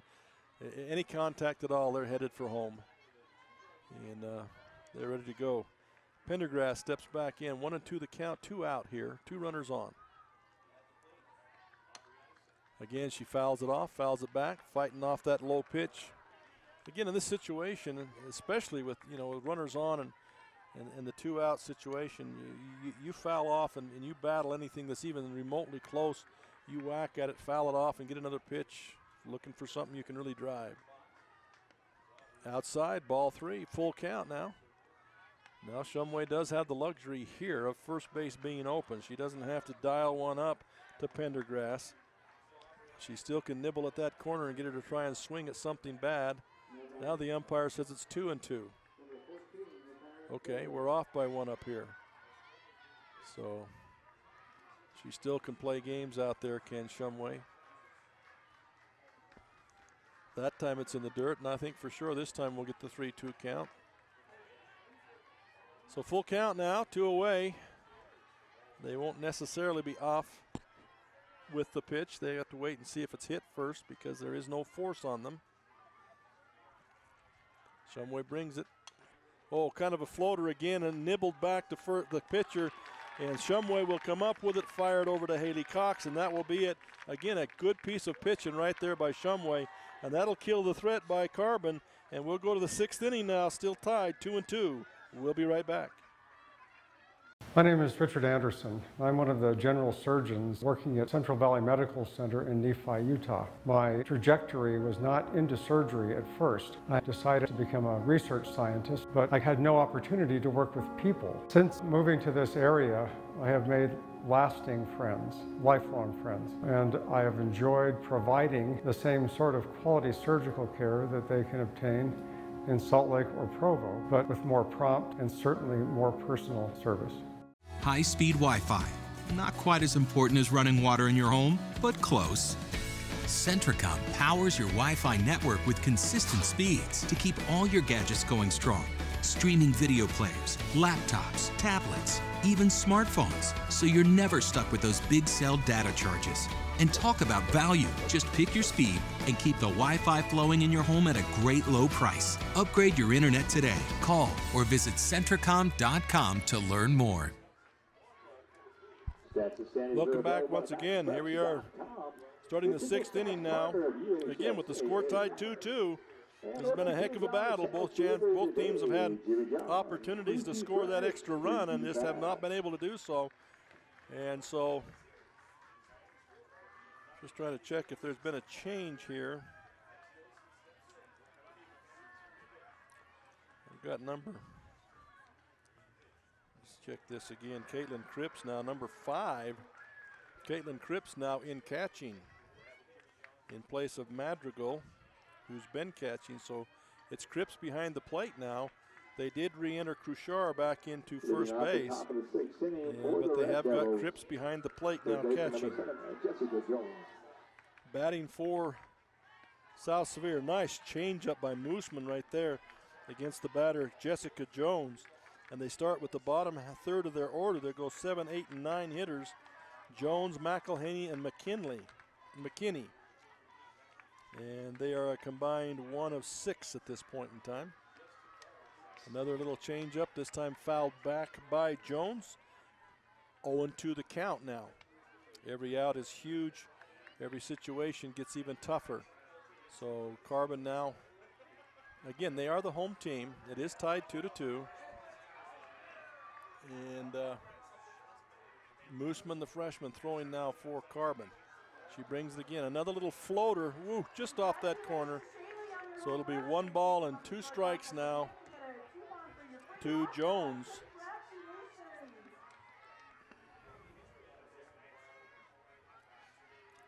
Mooseman dials it up, brings it. Oh, a nice changeup, strike 3. Beautiful pitch there by Mooseman. So that's another strikeout for Mooseman.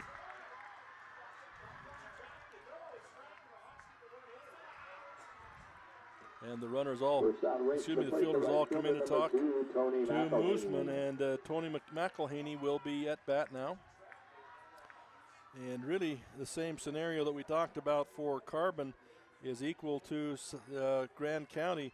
Since that 3rd inning and they got the 2nd run, they also have been set down in order a couple of times. They have got 1 runner in each inning, but just really not threatening much since that inning. And that's Mooseman, who's not overpowering, but she got enough change on what she's doing that it's really handcuffing these hitters, although she doesn't really want to get back to Shumway and Cox again. Oh, there's a hit, left-handed hit off the McElhaney up through the middle, just off the glove of Pendergrass as she dives for another one. It just goes off her glove. Base hit for Tony McElhaney. That's her second hit of the game. At the plate for Grand County is the left fielder, number 11, Casey McKinney. Casey McKinney now comes to the plate, and Casey McKinney in 2 at-bats has reached base courtesy of a walk in the 4th inning. And now the coach comes to the plate and talks to the official for just a moment. We got a pinch hitter in here. Looks like we've got a pinch hitter, number 25 for Grand County, Chloe Book. Base would be pinch hitting. Number 25, Chloe Book. So Book will be batting here in the 6th inning. Ball high and outside to Book. I imagine McKinney will probably go back in defensively, be re-entered back in. Pitch on that outside corner, beautiful pitch there by Mooseman. So 1-1 the count now, 1-1. Each out and each situation brings a little more interesting situation, more drama, more intrigue. Throw down to first is not in time. The count now 2 balls, 1 strike now to Book, Chloe Book. Mooseman brings it once again. Hit the shortstop. Slow roller to shortstop. They go to second for one. Cross the path first. They're going to say safe. Book was safe, but just barely safe. Nice turn there from the shortstop, Pendergrass, the second baseman, Sorensen, and then down to the first baseman, Cruchar. Boy, was it all close and tight. The top of the lineup, the shortstop number 18, Tyra Robertson. So Book will reach on a fielder's choice, and Tony McKinney will be thrown out. 6-4 for the second out. That'll bring to bat the top of the order, Tyra Robertson. And McKinney goes back in the game now to run for Book. So Book books down to first base, but McKinney will come back in to run a little bit quicker on the base paths, it looks like. So they'll put her back in again with Tyra Robertson. And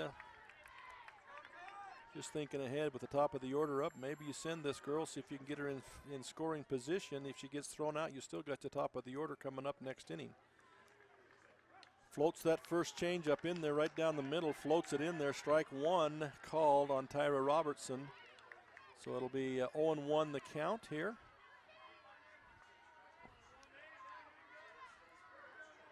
Moosman will dial it up and bring it once again.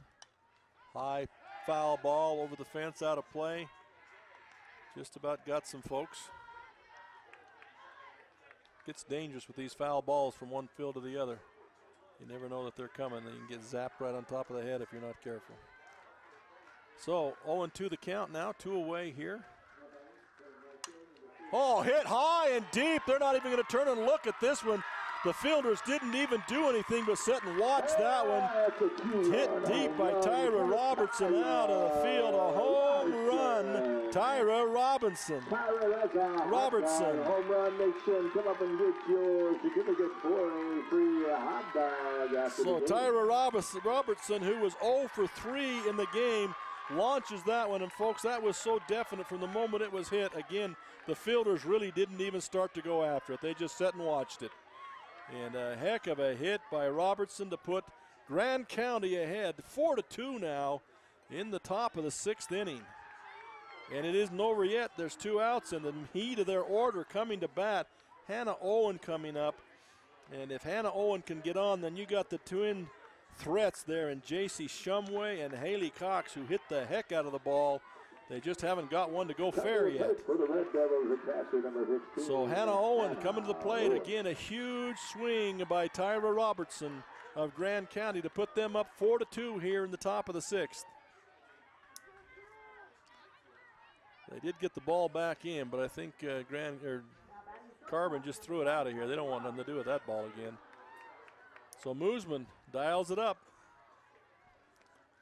She brings it. Called strike one to Hannah Owen. Hannah Owen is 0 for 3 also, but that didn't mean much to Tyra Robertson, who just launched one and then was 0-3 and then launched one. Moosman brings it. Foul ball off her shin. That's a dead ball. Even though it goes into fair territory, it's a dead ball. 1-1 the count. 1-1 the count. And again, Grand County just forged ahead.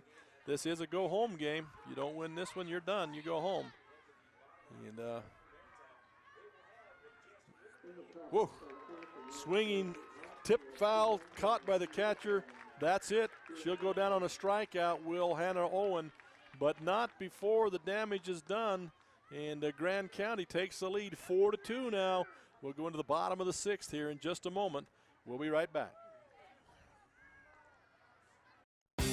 The trail is calling. Every turn, hill, and fallen log is screaming your name. And you're ready because you have the right type of power and agility to answer the call. Introducing the Honda Pioneer 1000 with best-in-class 999cc engine and the industry's only 6-speed fully automatic dual-clutch transmission. Check out the Honda Pioneer 1000 at Garrett Honda, 563 North Main in Nephi. Garrett Honda, our family serving your family for over 50 years. I'm Reed Skinner. I'm an OBGYN, recently transferred here to Central Valley Medical Center in Nephi. I'm excited to bring to Nephi the experience and the training that I've had in helping to take care of women through all stages of life, from low risk to high risk pregnancies or infertility, family planning, all the way to postmenopause and the management of that time frame. I also specialize in minimally invasive surgery. I'm excited to be here in Nephi and partnering with Central Valley Medical Center, providing the best possible care we can for women through all stages of life. Welcome back once again. That inning, the Grand County Red Devils score 2 runs on 2 hits. They have no errors and no one left on base to take the lead now 4-2. Carbon will try and counter that now with Kelly Fawcett will lead off, followed by Clarissa Noyes and Kennedy Nelson in the hole. The third baseman, number 9, Callie Fawcett has been up twice and has gotten a single the first at-bat. Clarissa Noyes has reached base on a fielder's choice.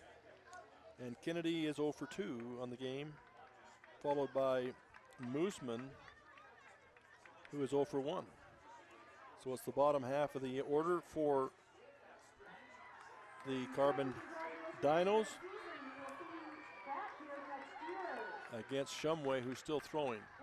Starts off with a changeup, but it's launched, and it is well gone. Huge hit there by Callie Fawcett. And that changeup has been driving people crazy all game, but that time Fawcett got into that one, and it was launched. Not quite as far as the one hit by Robertson, but it was awful close to it. So a beautiful swing by Fawcett on the first pitch, and that makes it 4-3 now as Carbon strikes back. Clarissa Noyes will come up now. Clarissa Noyes, the number 7 batter. Now coming to the plate for the Dinos, the center fielder, number 12. And as we mentioned before, she reached once on a fielder's choice, and that's the only time she's been on base in this game.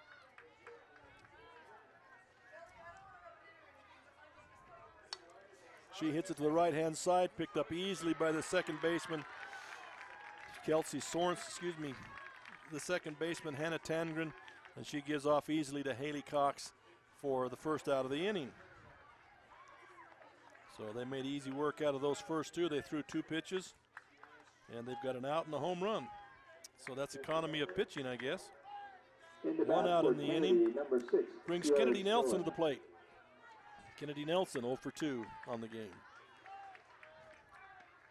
She'll be followed by Mooseman. Mooseman's 0-1, and in that position before her, Jordan West was also 0-1. So that 9th position is 0 for 2 on the game. She hits a hard shot, foul. Woo. That nearly got some people right there. Just barely missed.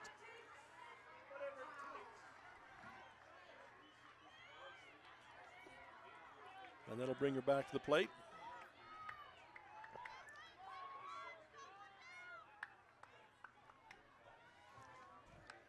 Ball out. Oh, they're going to call a strike on that outside corner. So that'll make it 1 ball, 2 strikes now to the batter, Nelson. Nobody on base. Shumway pitching, brings it again. Foul back.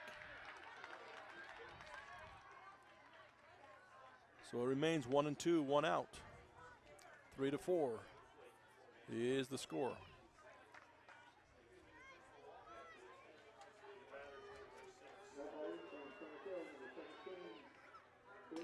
Well outside ball. I'm informed we do have a change. Sierra Schmoon is the batter. She will be batting for Kennedy Nelson. So Sierra Schmoon. Strike 3, and she just misses off the outside part of the plate. Strike 3, so she will go down. 2 away here in the inning.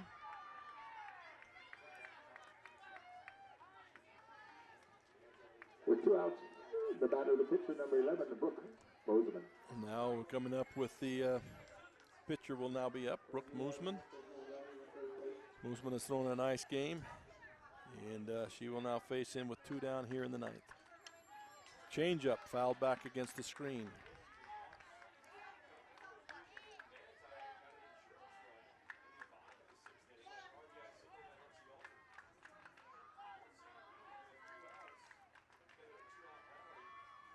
Next pitch, outside and high, ball, 1-1.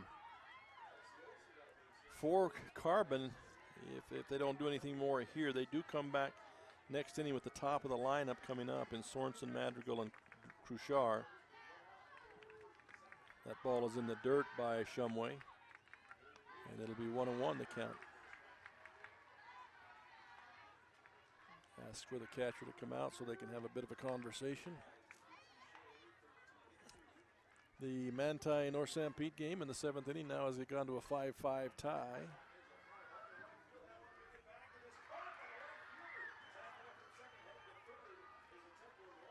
Okay.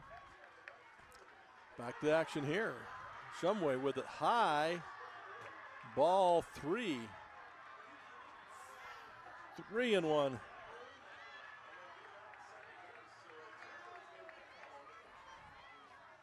And Shumway brings it again. Foul ball off the backstop.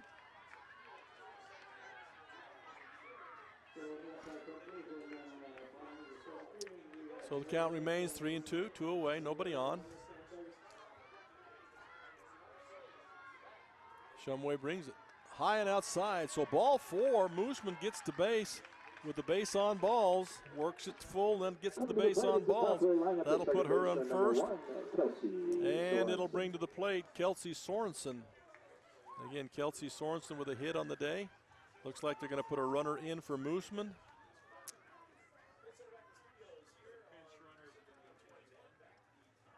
Running, we're getting word that number 21 will be running, Brenna Tomboni.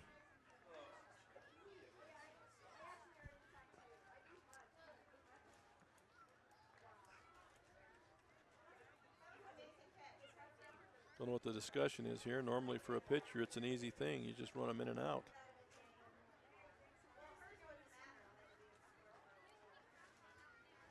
Now the officials have to talk about it a little bit.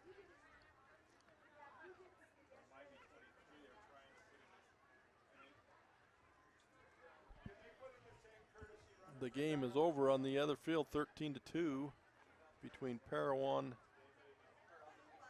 and Duchesne. I'm not sure who won that ball game, 2A.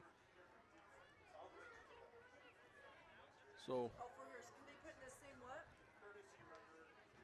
they're having a discussion about runners here. Again, the Manti North Sanpete game is all tied up. 5-5 in the 7th.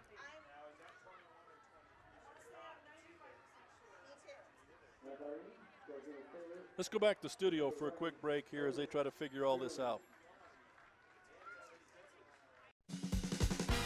Nephi Federal Credit Union in Nephi offers convenient service and a variety of financial services. They're your hometown credit union that's been serving local residents for over 63 years, longer than any other financial institution in Nephi. The staff invites you to check out their incredible rates on a variety of loans and savings accounts. Nephi Federal Credit Union, 155 North Main in Nephi. Call 623-1895. That's 623-1895.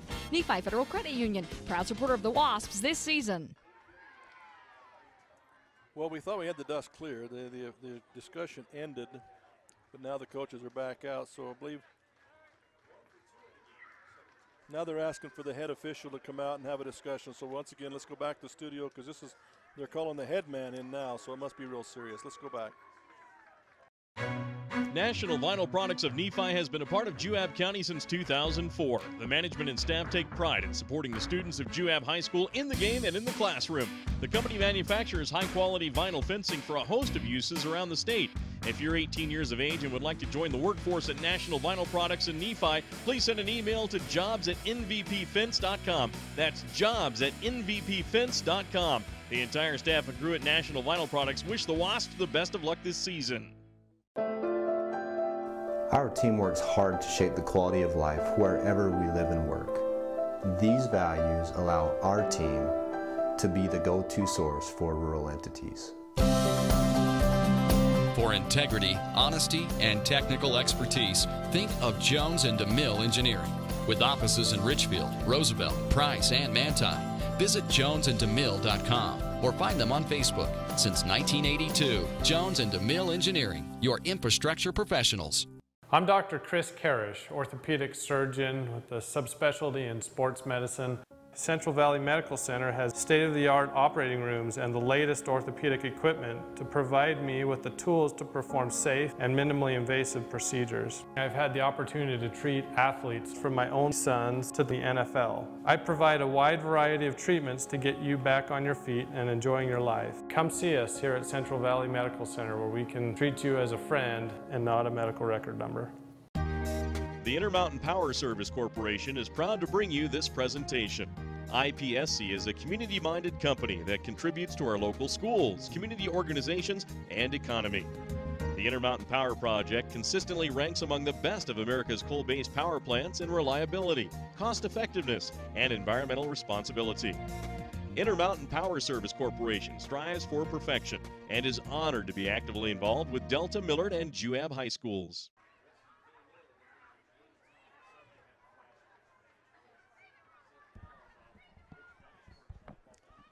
Welcome back. I'm not sure we're any farther along than we were before. They're still discussing it out there. They've called everybody together. They're having quite a discussion. We're not even sure exactly what it has. It has something to do with the pinch runner that they've put in for Moosman there at first base. And they're trying to check out the legalities. They have called the head man in. Of note, other games in the 2A division, we've got a couple of finals turned in. Enterprise has defeated Duchesne. Duchesne will go home. Great season for them. Enterprise will move on. In the other play-in game, Altamont was defeated by Parowan in a close game, so Altamont is finished for the year. Parowan will move on. Now, they haven't told us anything, but they have started to go back to their dugouts and stuff. We still have the little pinch runner on base. And I believe she said Gracie Hansen, number 17, we think is the runner. We're assuming that even with that, the Moosman will be able to re-enter, but we don't know that at this point.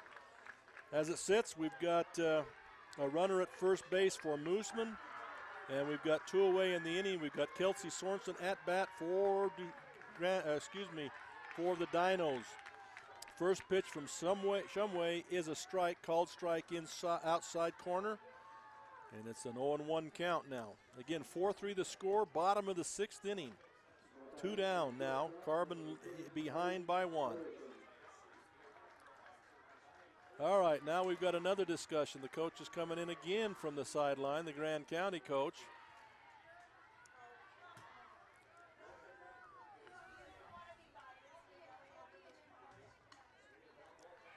So they've got another conversation going on.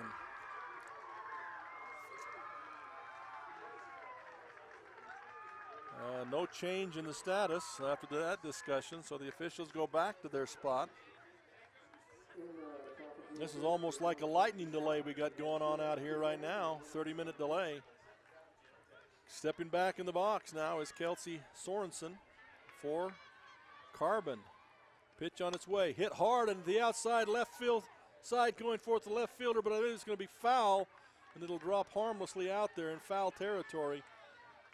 A long ways out there for Kelsey Sorensen off of her batting left-handed, pushed it all the way out there in the left field and foul down the line. So she'll come back now with an 0-2 count now to Sorensen and Shumway the pitcher, and it's about time for one of her little floating changeups.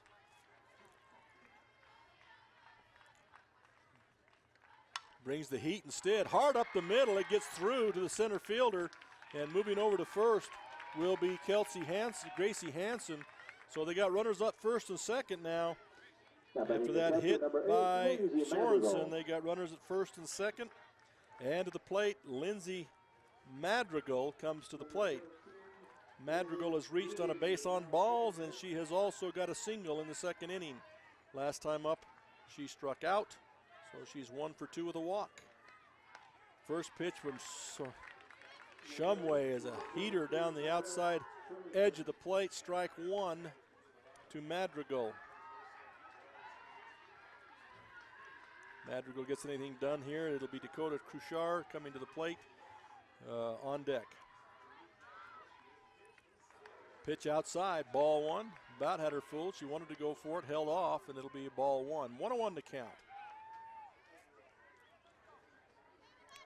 Doing the catching duties for Grand County and doing a fine job, Hannah Owen, keeping everything in front of her so the runners can't advance. There's that changeup. It's short. Hannah Owen has to reach out and corral that thing. Does a good job of that to keep the runners in place. 2-1 the count now. Madrigal steps back in. Shumway taking signals. Here she comes with it. Hard hit to the right-hand side, just past the outstretched hand of the second baseman around the run. Scoring coming to the plate. Safe at the plate. Gracie Hansen running for Mooseman. And there you have it, folks. Tied the game back up. Lindsay Madrigal just beyond the reach of the second baseman into right field. The ball goes and pushing Gracie Hansen across the plate to tie the score 4-4. It also moves Sorensen all the way to third base, Kelsey Sorensen. So the go-ahead run standing at third base. You've also got Madrigal at first base, and Cruchard steps to the plate. And Cruchard has been on twice out of 3 attempts. Ball hits hard to right field, back, just over the hands. Ground rule double, and that'll bring in the go-ahead run in the form of Kelsey Sorensen. It will move Lindsay Madrigal to third, and Cruchard, who just crushed that ball, will move to second base. And again, that was over the outstretched hand of that right fielder, going back hard on it, just could not get back to it. You have to wonder if the sun played a little bit to do with that, because the sun is bad in that field right now.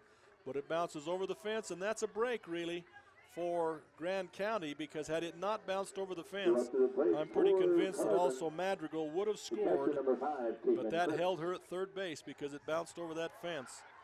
And so now they've got runners at second and third, 2 away, and they've done all of this with 2 outs. They had nobody on with 2 outs, and all of this has happened with 2 outs. So Madrigal at third, Cruchard at second. Cripps now comes to the plate in the number 4 position. Cripps has been on twice, and also a strikeout. Hit hard down the third base line. That'll get 1 in. They're bringing Cruchard around from second. She's coming in to score. 2 more across. So a great hit there by Cripps right down the line. Hugging the line all the way down. Brings in Madrigal from third. Brings in Cruchard from second. And Cripps stands in there with a stand-up double. So they've struck big here with 5 across here in the 6th inning. 5 across already, and still 2 down. And again, I remind you, the first 2 batters up, Clarissa Noyes got thrown out at first base. Kennedy Nelson strikes out, and with 2 outs, Mooseman draws a walk to start this whole thing going. And from there, it's been a single by Sorensen and by Madrigal. And Cruchard hits a double. And also Caitlin Cripps hits a double, all with 2 outs. So 5 across, and we're still going here in the 6th inning. 7-4 now the score in favor of the Carbon Dinos. Another discussion out there, and now we're finally going to get going. To the plate, McKenna Pendergrass. She is the 9th batter in the inning. Pendergrass, the 9th batter in the inning. She hits a high pop fly. It's going to drift over foul. Do they have enough room to make the play? And they do not. So it'll be just a swinging strike. An interesting strike. Cripps was standing at home plate when everything got finished. She's on a dead run the minute the ball gets touched. So Pendergrass will step back in there again against Shumway. Outside corner, they're going to give her the call there. Strike 2. 0-2 the count now to Pendergrass.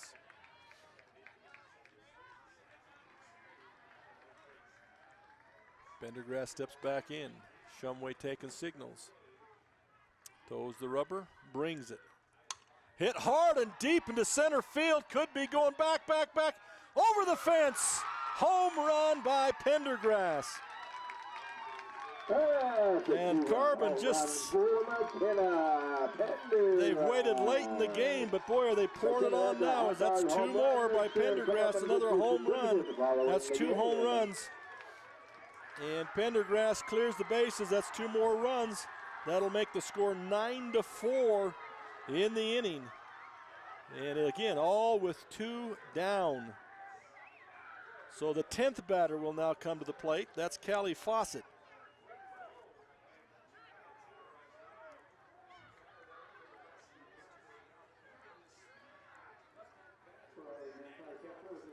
And Callie Fawcett will come to the plate. Excuse me, she led off the inning with a home run. That's right, she led this inning with a home run. And so she'll get her second time up here. And she led off the inning with a solo home run. Then the next 2 were out. And then since that, we've scored lots of runs.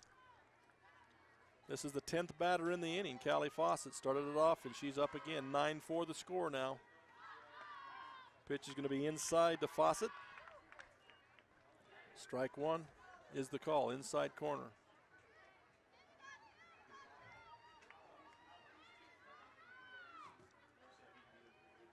Bringing it. Swing and a miss. Strike 2.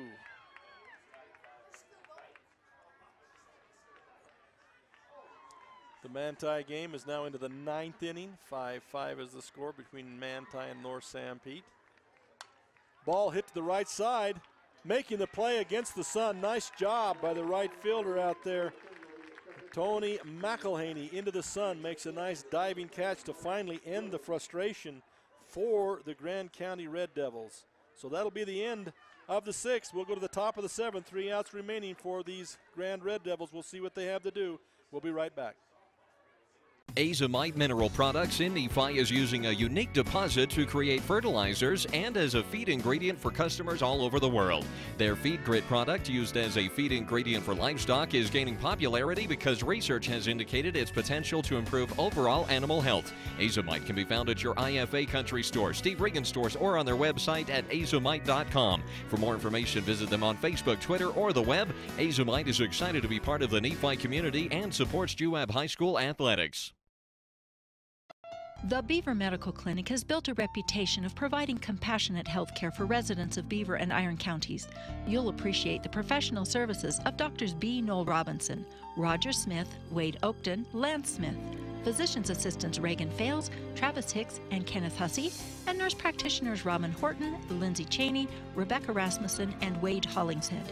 The Beaver Medical Clinic offers affordable health care and convenient payment options, with offices in Beaver, Milford, and Parowan. Welcome back once again. We set the stage now for the top of the 7th inning. And what an outburst there by the Dinos in that bottom of the 6th inning as they put 6 runs across and just blew this thing wide open now. Score 9-4. They were down 4-2 and were able to put 7 runs on the board. So Grand County has 3 outs. They are in the best part of their order as far as that goes, J.C. Shumway and Haley Cox. But you'd really like to see those girls come to the plate with runners on, but still very lethal with their bats. We'll see what they have to do here against Mooseman. Shumway will start it.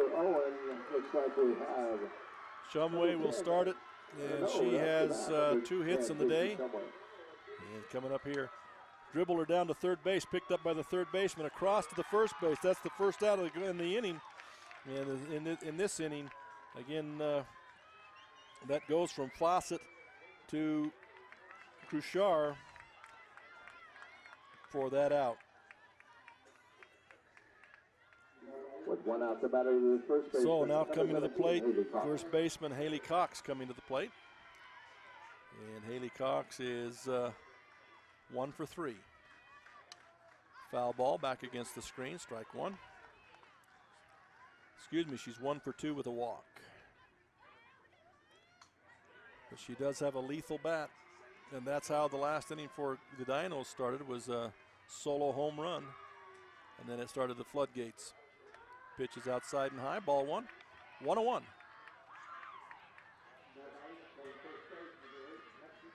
There's games coming up after these, folks. They're just waiting for these games to end. We got a couple going on here still. Pop up to the left-hand side, right-hand side, just in no man's land. First base and catcher, neither one able to get to it. Cruchard and Cripps, neither one able to get to that ball, so it'll fall harmlessly. Foul ball, strike 2. We'll go back, reset, and start over again.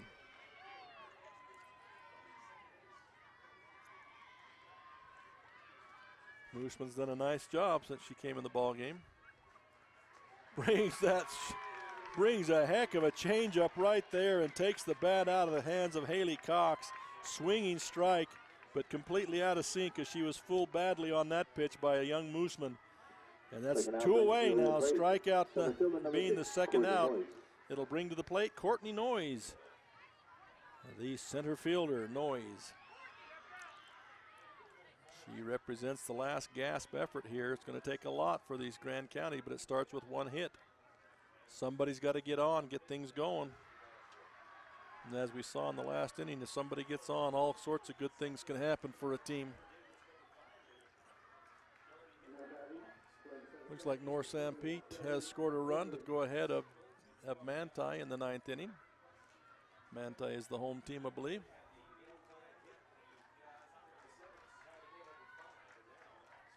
So now we've got more discussion going on out here. I'm not sure what we got going and who's going to do what. They're going to bring a pinch hitter in or what? We're not sure.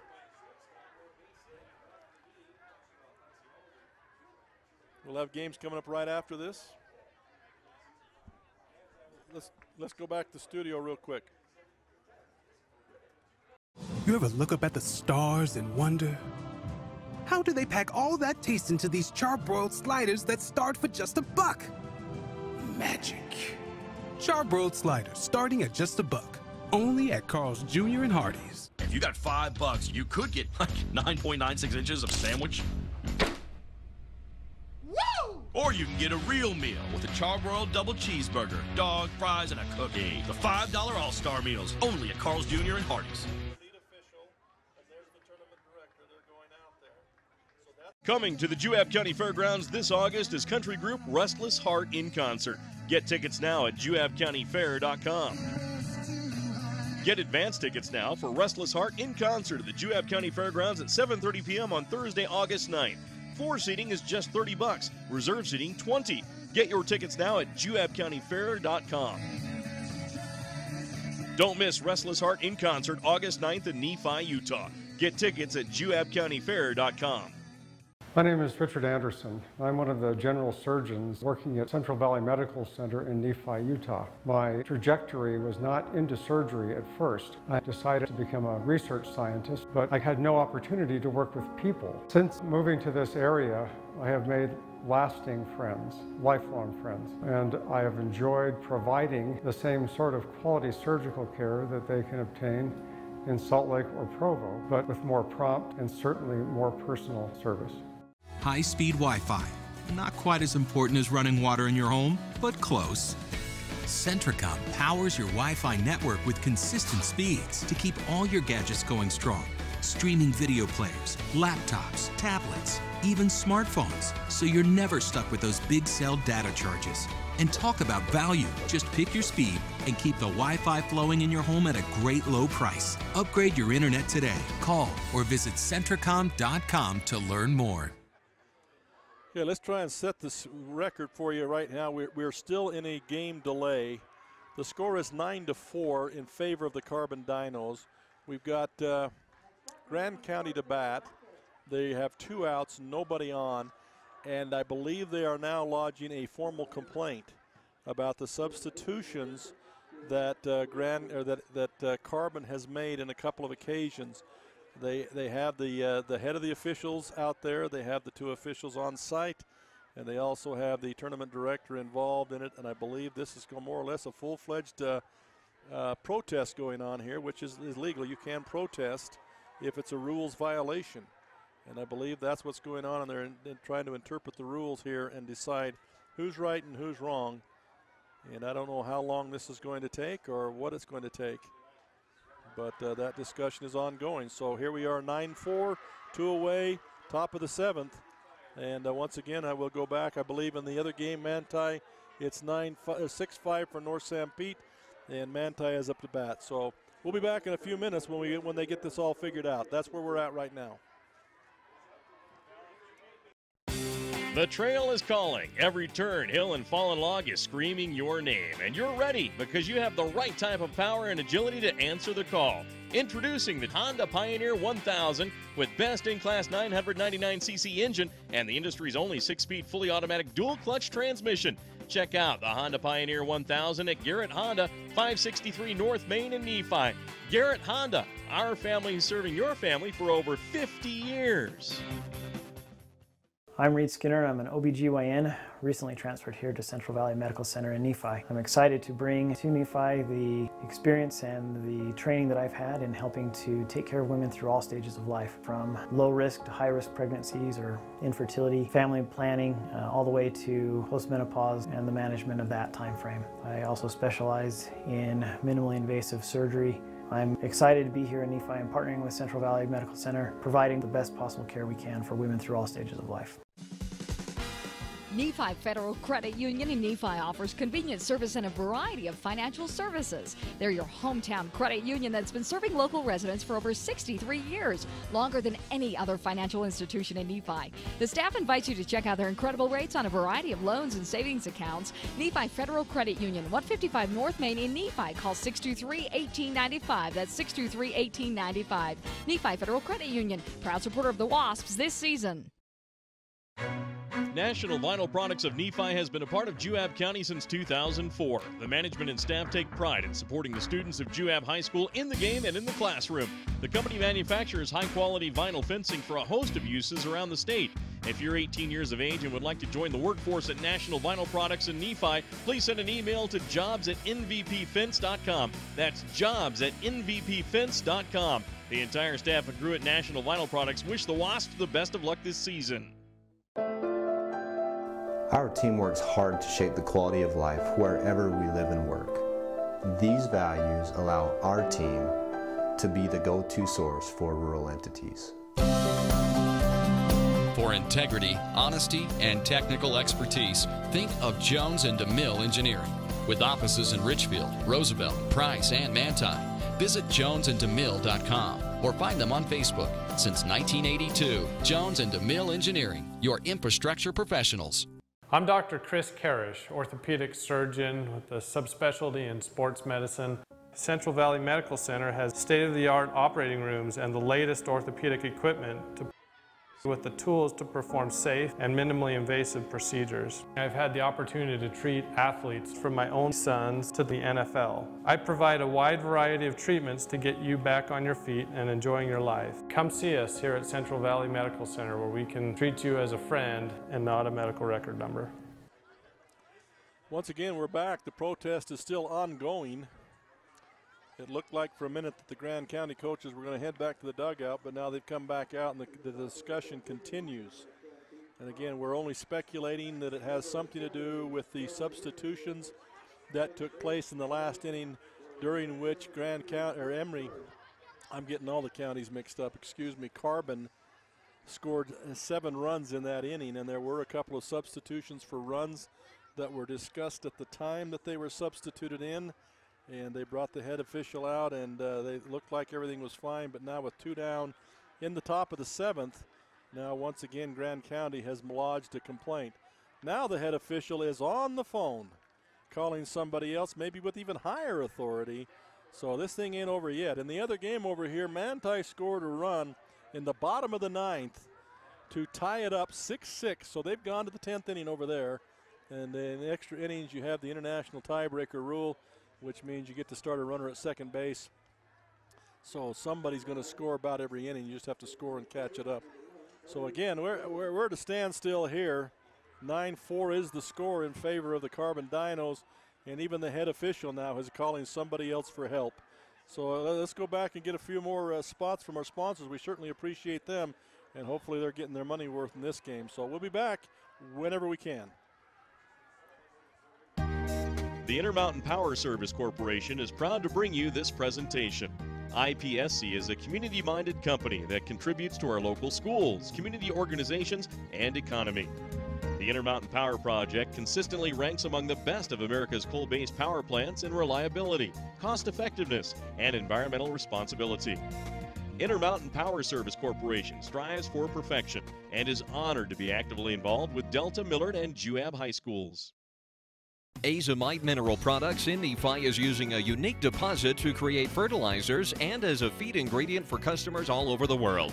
Their Feed Grit product, used as a feed ingredient for livestock, is gaining popularity because research has indicated its potential to improve overall animal health. Azomite can be found at your IFA Country Store, Steve Regan stores, or on their website at azomite.com. For more information, visit them on Facebook, Twitter, or the web. Azomite is excited to be part of the Nephi community and supports Juab High School athletics. The Beaver Medical Clinic has built a reputation of providing compassionate health care for residents of Beaver and Iron counties.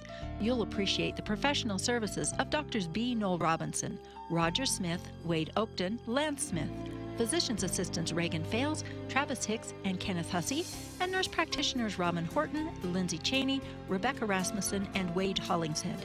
The Beaver Medical Clinic offers affordable health care and convenient payment options, with offices in Beaver, Milford, and Parowan. You ever look up at the stars and wonder, how do they pack all that taste into these charbroiled sliders that start for just $1? Magic. Charbroiled sliders starting at just $1. Only at Carl's Jr. and Hardee's. If you got $5, you could get like 9.96 inches of sandwich. Woo! Or you can get a real meal with a charbroiled double cheeseburger, dog, fries, and a cookie. The $5 All-Star Meals, only at Carl's Jr. and Hardee's. Coming to the Juab County Fairgrounds this August is country group Restless Heart in concert. Get tickets now at juabcountyfair.com. Get advance tickets now for Restless Heart in concert at the Juab County Fairgrounds at 7:30 p.m. on Thursday, August 9th. Floor seating is just $30. Reserve seating $20. Get your tickets now at juabcountyfair.com. Don't miss Restless Heart in concert August 9th in Nephi, Utah. Get tickets at juabcountyfair.com. My name is Richard Anderson. I'm one of the general surgeons working at Central Valley Medical Center in Nephi, Utah. My trajectory was not into surgery at first. I decided to become a research scientist, but I had no opportunity to work with people. Since moving to this area, I have made lasting friends, lifelong friends, and I have enjoyed providing the same sort of quality surgical care that they can obtain in Salt Lake or Provo, but with more prompt and certainly more personal service. High-speed Wi-Fi. Not quite as important as running water in your home, but close. Centricom powers your Wi-Fi network with consistent speeds to keep all your gadgets going strong. Streaming video players, laptops, tablets, even smartphones, so you're never stuck with those big cell data charges. And talk about value. Just pick your speed and keep the Wi-Fi flowing in your home at a great low price. Upgrade your internet today. Call or visit Centricom.com to learn more. The trail is calling. Every turn, hill, and fallen log is screaming your name. And you're ready because you have the right type of power and agility to answer the call. Introducing the Honda Pioneer 1000 with best-in-class 999cc engine and the industry's only 6-speed fully automatic dual-clutch transmission.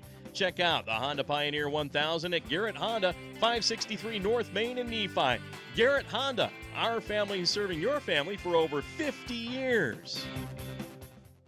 I'm Reed Skinner. I'm an OBGYN, recently transferred here to Central Valley Medical Center in Nephi. I'm excited to bring to Nephi the experience and the training that I've had in helping to take care of women through all stages of life, from low risk to high risk pregnancies or infertility, family planning, all the way to postmenopause and the management of that time frame. I also specialize in minimally invasive surgery. I'm excited to be here in Nephi and partnering with Central Valley Medical Center, providing the best possible care we can for women through all stages of life. Nephi Federal Credit Union in Nephi offers convenient service and a variety of financial services. They're your hometown credit union that's been serving local residents for over 63 years, longer than any other financial institution in Nephi. The staff invites you to check out their incredible rates on a variety of loans and savings accounts. Nephi Federal Credit Union, 155 North Main in Nephi. Call 623-1895. That's 623-1895. Nephi Federal Credit Union, proud supporter of the Wasps this season. National Vinyl Products of Nephi has been a part of Juab County since 2004. The management and staff take pride in supporting the students of Juab High School in the game and in the classroom. The company manufactures high-quality vinyl fencing for a host of uses around the state. If you're 18 years of age and would like to join the workforce at National Vinyl Products in Nephi, please send an email to jobs@nvpfence.com. That's jobs@nvpfence.com. The entire staff and crew at National Vinyl Products wish the Wasps the best of luck this season. Welcome back once again. We're checking in with you to let you know what's going on here at the termination of this basketball. It's almost long enough. We might get to basketball season before we're done here. It is still in protest. They are calling people on the phone. And again, we're not close enough to be privy to exactly what's going on, but the bits and pieces we're getting, it has something to do with a substitution. There was a runner substitution. And if it's where we think it might be, the protest would be such that if it's for when the runner was put in for Mosman, if they go back to that point, which if they win the protest, we could go back to that point. And in essence, what would happen then is that would be declared an out, I believe, at that point, which would be the third out of the inning, and the score would be back to 4-3 in favor of Grand County, and the rest of those runs would not count. And so then we would go to the seventh inning with a score 4-3, and we would start at that point again, I believe. That's all speculation, as they are on the field doing all the haggling, and they're looking at rule books. Now they're even bringing refreshments out, it looks like to me. Someone's getting refreshments out there. We have no idea how long it's going to go. Like I say, we do have the head of officials. We have the head of the tournament out there, and they've been on the phone to other people. In fact, it looks like they're still on a party call right now, speakerphone. They are still arguing. So that's where we're at, folks. As it stands, like we say, it's 9-4. Manti is behind over there by a run or two, and they're in up to the last opportunity for them. The 2A games have begun. One in the the loser go home division, the other one in the championship side, the undefeateds. But we're still out here, and we have, again, no idea how long before the resolution is made. We'll stay with our sponsors. We appreciate them and Centricom and everyone else. And we'll be back as soon as we possibly can with another update. Our team works hard to shape the quality of life wherever we live and work. These values allow our team to be the go-to source for rural entities. For integrity, honesty, and technical expertise, think of Jones and DeMille Engineering. With offices in Richfield, Roosevelt, Price, and Manti, visit jonesandemille.com or find them on Facebook. Since 1982, Jones and DeMille Engineering, your infrastructure professionals. I'm Dr. Chris Karish, orthopedic surgeon with a subspecialty in sports medicine. Central Valley Medical Center has state-of-the-art operating rooms and the latest orthopedic equipment to provide me with the tools to perform safe and minimally invasive procedures. I've had the opportunity to treat athletes from my own sons to the NFL. I provide a wide variety of treatments to get you back on your feet and enjoying your life. Come see us here at Central Valley Medical Center, where we can treat you as a friend and not a medical record number. The Intermountain Power Service Corporation is proud to bring you this presentation. IPSC is a community-minded company that contributes to our local schools, community organizations, and economy. The Intermountain Power Project consistently ranks among the best of America's coal-based power plants in reliability, cost-effectiveness, and environmental responsibility. Intermountain Power Service Corporation strives for perfection and is honored to be actively involved with Delta, Millard, and Juab High Schools. Azomite Mineral Products in Nephi is using a unique deposit to create fertilizers and as a feed ingredient for customers all over the world.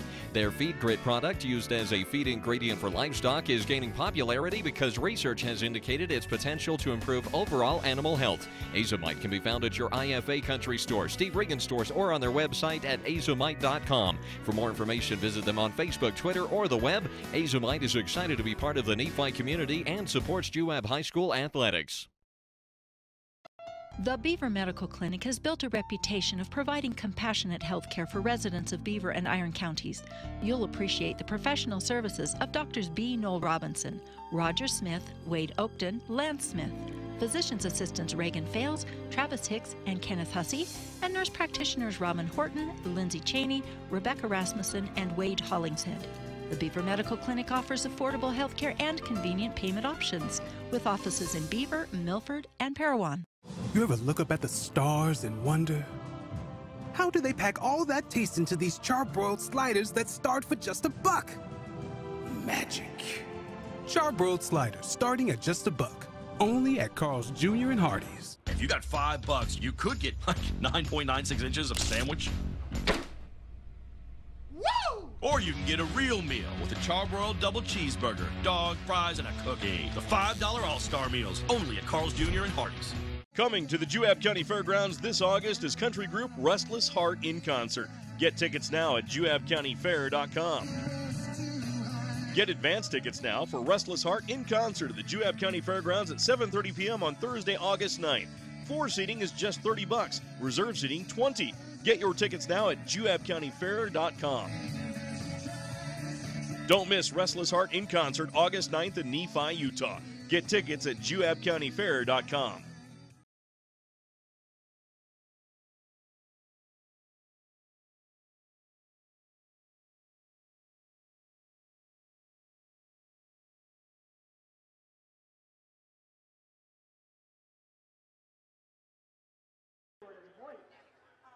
Well, welcome back once again. We're getting bits and pieces of updates on the possibility of what's going on with this protest.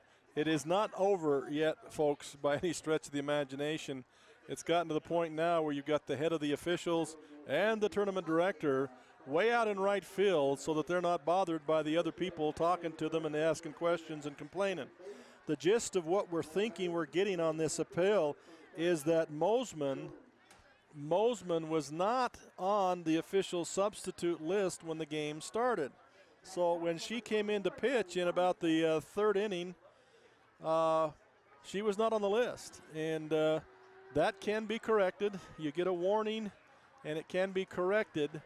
But something after that, when a runner was put in for her or something, there is some kind of technicality with that. And if that's the case, this could be called a forfeit by Grand County, by Carbon High School, giving the game to Grand County. And again, if that sticks, all those runs there in the sixth inning that put Carbon ahead would be null and void. And so the score, even if they resumed, would be 4-3. And Moosman might be out of the game and unable to pitch, which they have other pitchers and Cripps and they could bring back Koshar. But that's kind of the technicality is, first off, was she on the list?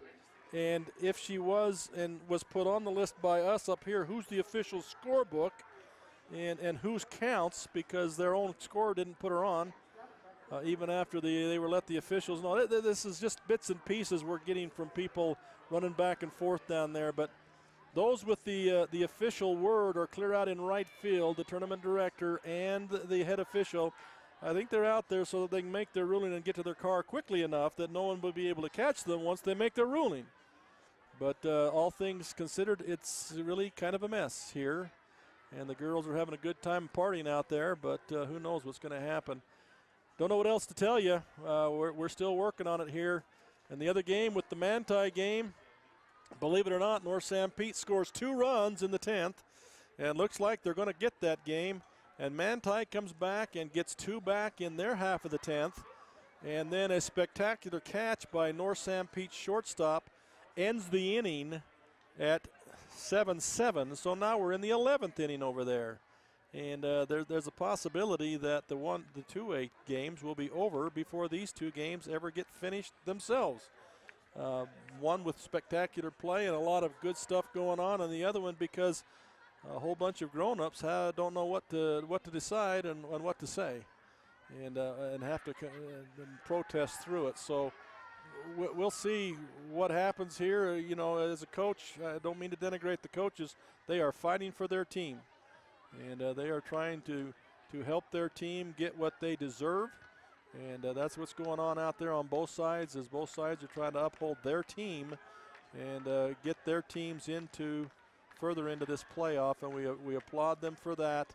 And hopefully that sane and discerning heads will prevail whenever the decision does come down, that everybody will be able to accept and understand and move forward, realizing that one of these teams will be going home as a result of whatever it is that's decided.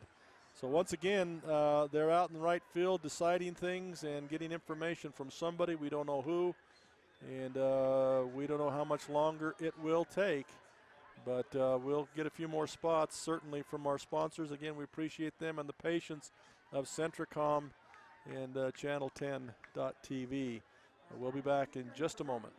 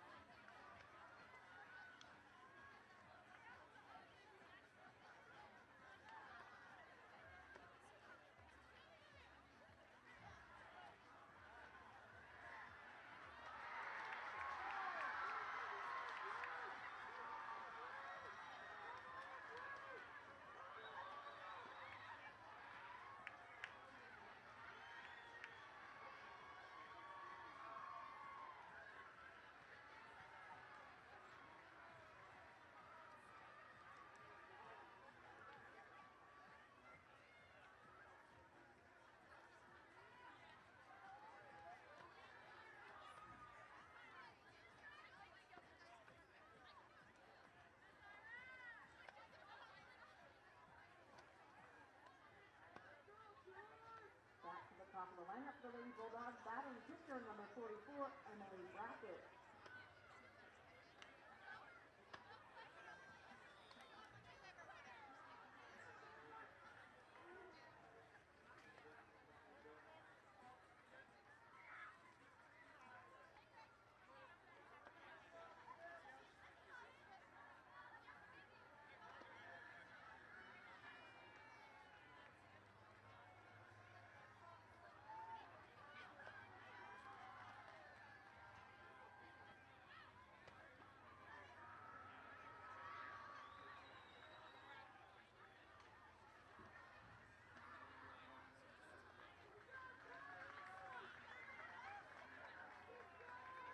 Next up, number 24, Taylor Brackett.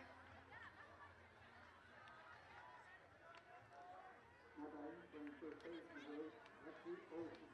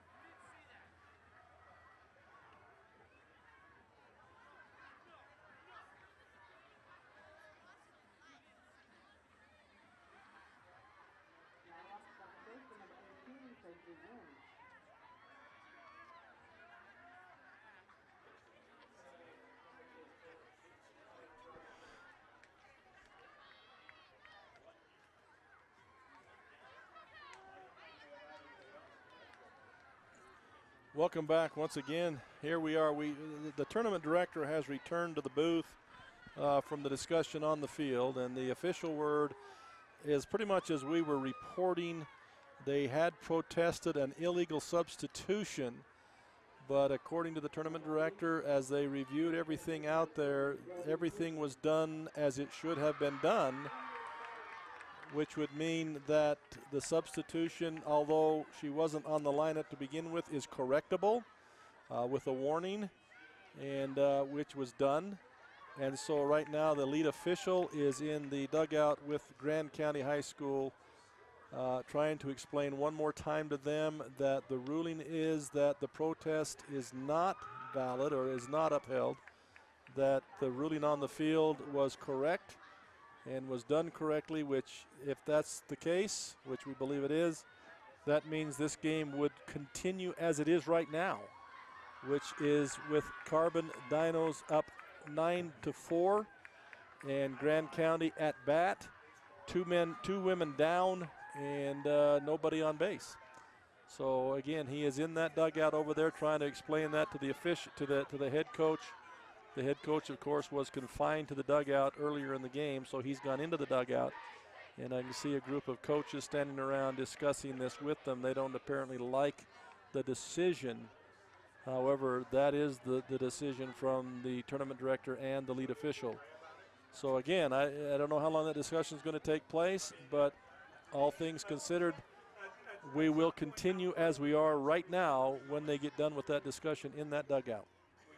In the other game with Manti and them, they've about played 2 full games over there now. They are in the 11th inning, and North Sanpete is up 8-7, 2 away in the inning, and looks like they got 2 or 3 runners on base.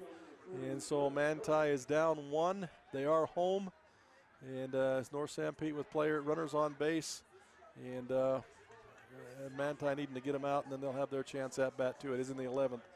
So again, that's kind of where we're at. Hopefully this will start quickly and we can get this one over, as there are more games to play tonight, and we need to get this one done so that we can continue. So now the head official is walking out to try and get some distance. He's taking the head coach. He's sending everybody else back to the dugout.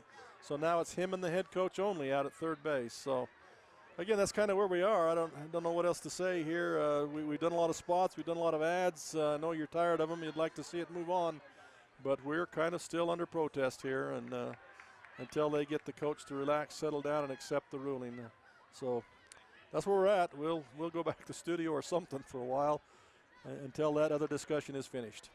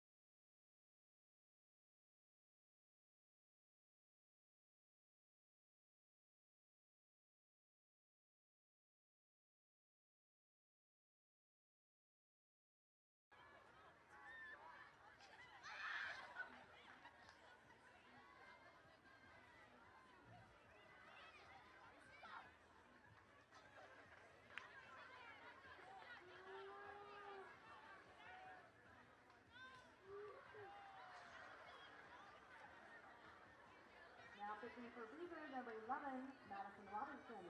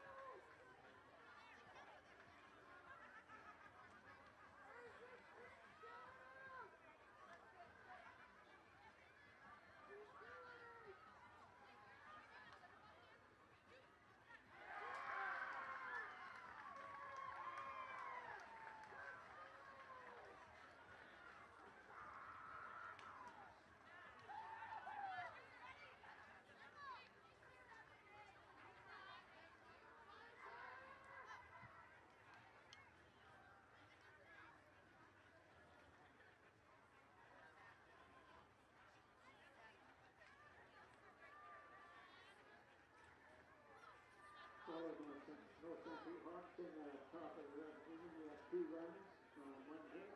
Left the bases loaded.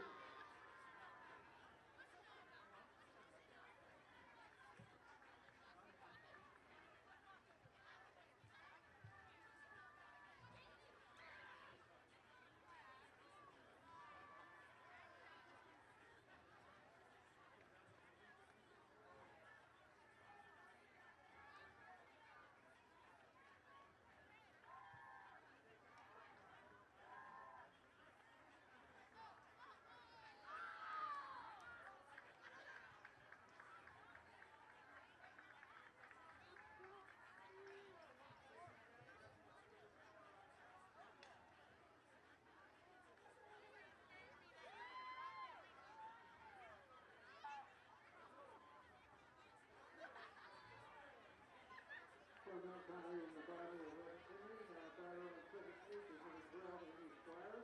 Turns it back. Number 14, Maddie Cox.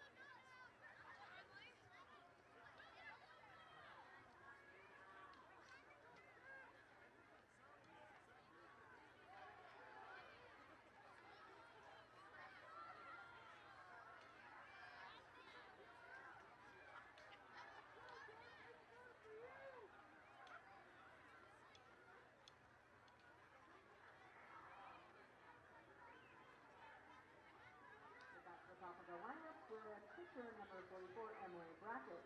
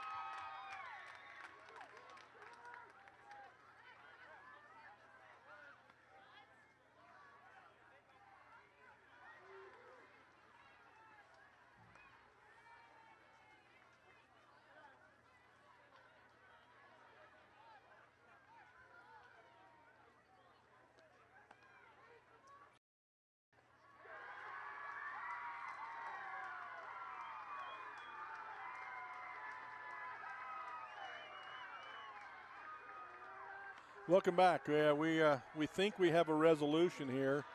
Again, no one has really talked to us about it. They've argued and argued and argued. They've taken the field again as though we are in the 7th inning. The protest was not upheld. Okay, so the official word is nothing was done illegally, no rules were broken, it was administered appropriately. So the protest is not granted, not upheld. And so what we'll do is we'll go back. Now the girls are through braiding each other's hair out there in the infield while this was going on. They had a little party out there and braided each other's hair. So what we'll do is it's 9-4. Carbon is in the lead. It's 2 away to Grand County, and they will have coming to the plate. I've got to recreate my papers here. We've all been kind of engrossed in this Manti thing going on over here. Courtney Noyes, it looks like, will be coming to the plate. 2 away for Grand County. They're down to their last batter, Courtney Noyes, number 6. In the Manti game, for those who are interested in the other game going on, it's in the 11th inning. And North St. Pete got a 2-run lead, and then Manti has now tied it up. And nobody out and bases loaded, I believe, over there. So Manti in an excellent position to try and win a ball game here. So Moosman back on the mound. Oh, and she first pitch is lifted deep into. So after all that time, one swing, pop up, Courtney Noyes, fly out to the left fielder. This game is over after about a 15-minute protest.